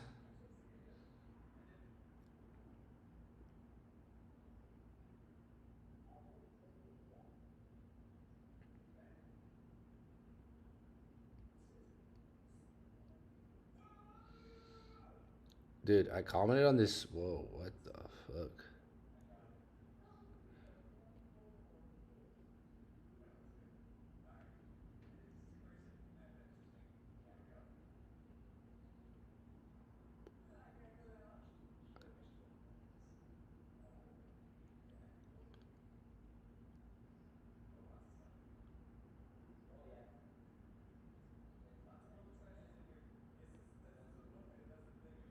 Dun, dun, dun, dun, dun, dun, dun.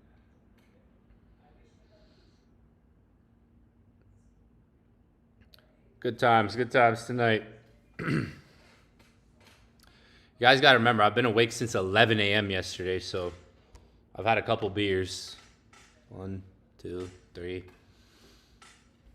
A couple more upstairs. Yeah, so I'm about there right now. I'm about there, a little nocturnal right now. I've been up since 11 a.m. yesterday. Like, what the hell? I don't get it. I'm not even tired, though.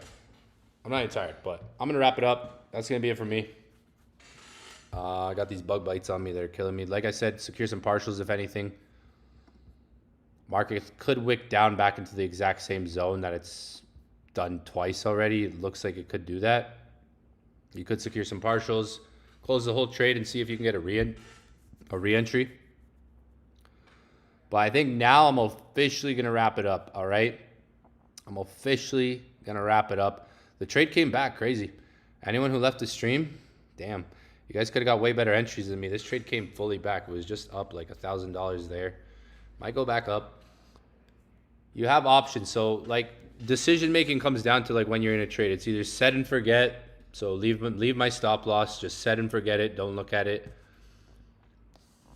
In trading, you can look at it like, okay, let me make decisions that take away the emotion the most. Like, let me make a decision that takes away the emotion. That could be go to break even. That could be secure some partials. That could be close the whole trade and look for a re-entry. When you're in a trade that's in profit like this isn't in too much profit. It was just up like here. You can always make decisions that can take away the emotion per se. That could be just break even. That could be close the whole entire trade and try to look for a re-entry. I think it would give that. I think it could still give a re-entry. Like, honestly, I think it will probably come back down and then still do like the same bounce we've seen multiple times. It's been in profit 2 times now while we've been on this stream. Both times I was up like $1,000 there. So it wasn't a terrible trade. I got in a little bit early, but most people had a better entry point than me. One thing I can even see from the Discord chat, this person's been scalping it a little bit. Like most people had like a better entry than me. I can see actually like this was a way better. This is way better entry than what I had. Like most people had better entries than me because I got in a bit early. Not bad. Not bad. It was an all right trade, I'd say. I mean, there's been some reactions, some potential to take some profit. I'm going to hold it. I'm going to be on for New York session. Well, I'm going to try to be now. It's 5:16. I've been on for 3 hours. Long one tonight. And I'll see you guys next stream. Tomorrow's stream, I'm going to be again live London session tomorrow. So I'm going to be live the same time I was live tonight, 2 a.m. Eastern time. Between 1:30 and 2 a.m. Eastern time, I'm going to be live again tomorrow to look at the charts. Tomorrow, it's going to be more of an educational session. Still going to be looking for trades, like going to be live trading, but I'm going to do some education in between as well. I'm not going to talk about tomatoes tomorrow, right? We got our tomato talk and chicken and breakfast and everything else. So tomorrow we'll have more context in terms of knowledge, like education. I'll be going over some education tomorrow, but I'll still be doing the same thing, looking for a trade, seeing if there's a setup there. If there's a setup, I will take it live. If there isn't a setup, then we'll just chill, sit on our hands, wait for one, or just go over some stuff about the charts, answer some questions. But tomorrow will be more educational instead of me blabbering around for like 3 hours, literally. This took some patience though. For those of you guys that were here since the beginning, you saw it go in profit, and then you saw it come back down, and then you literally witnessed it go in profit again. We were just up a good trade there, like it was just floating up there good. Keeps doing the same thing. Yeah, we've been in and out of profit multiple times. This could spike up. What's the 30-minute doing? I like should have gotten here. I got in here after this candle, so I got in early up here. Yeah, after that one, yeah. I got it after that candle. This would have been a, yeah, could have gotten, could have literally entered this candle again. Like, could have closed this trade and re-entered it multiple times by now, literally. It's all good. It's floating back.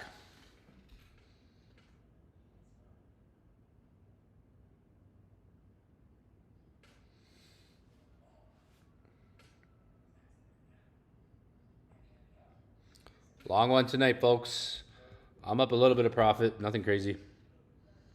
It's like 20 pips, I think. Yeah, I'm up like 20 pips.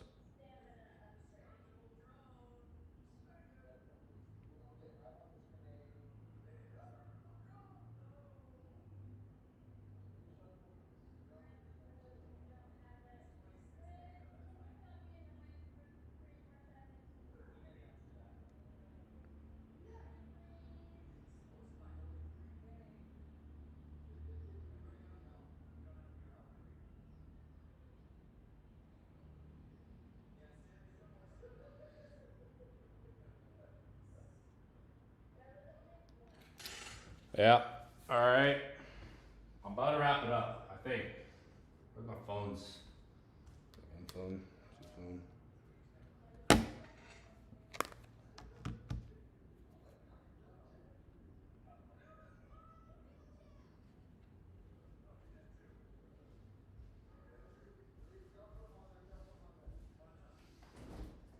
Oh, I got one more beer? Fuck yeah. Damn. Boys, I'm sorry. Sorry you're seeing this. Paul was right though. Paul said whenever I have a beer on stream, it's all right.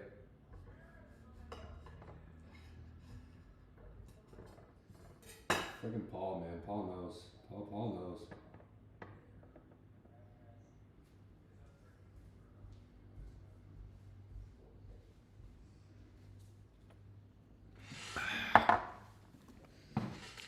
man.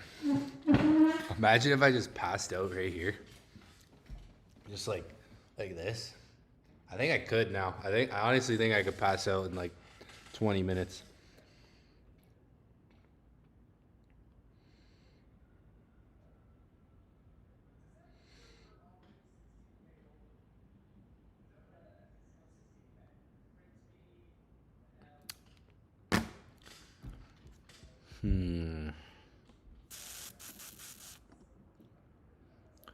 $1. Don't drink and trade, guys, all right? You guys aren't allowed. You guys aren't allowed, all right?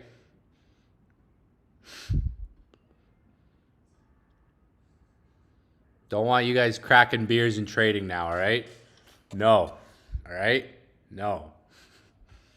Need the dollar to go down. If the dollar, I'm telling you, if the dollar can just give us a little rejection, then this will go up. Like, psst, it'll pop up, you know?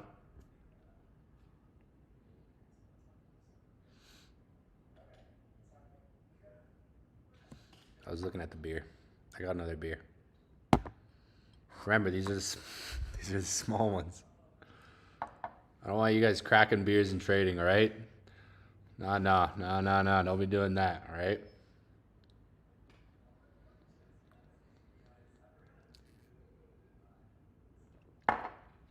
Oh, I'm gonna sleep good tonight. Or this morning.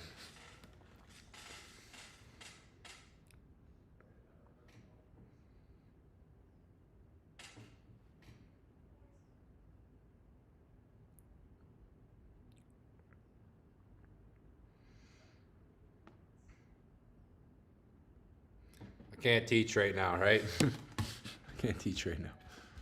Nah, dollar doesn't want to go down.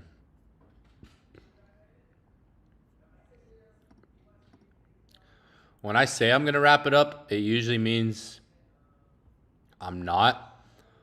So yeah, just if you ever hear me say, hey, I'm going to wrap it up, guys, I'll see you later. Wait till I say it like 5 times, and then you'll know, all right?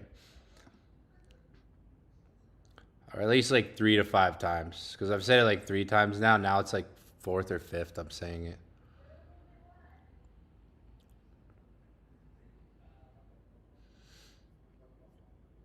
Yeah, market's waiting for New York. Not a lot of volume in London. Like, really not too much volume in London session tonight.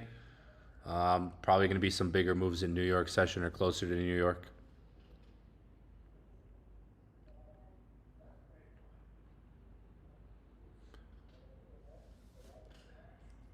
Oh yeah, that would be on it. All right, that's it. I yawned. I'm out, boys. I'll see y'all tomorrow. London session tomorrow. New York session. I'll see 50-50 chance right now at this point. This is gonna go on to a 4-hour stream if I keep it up here.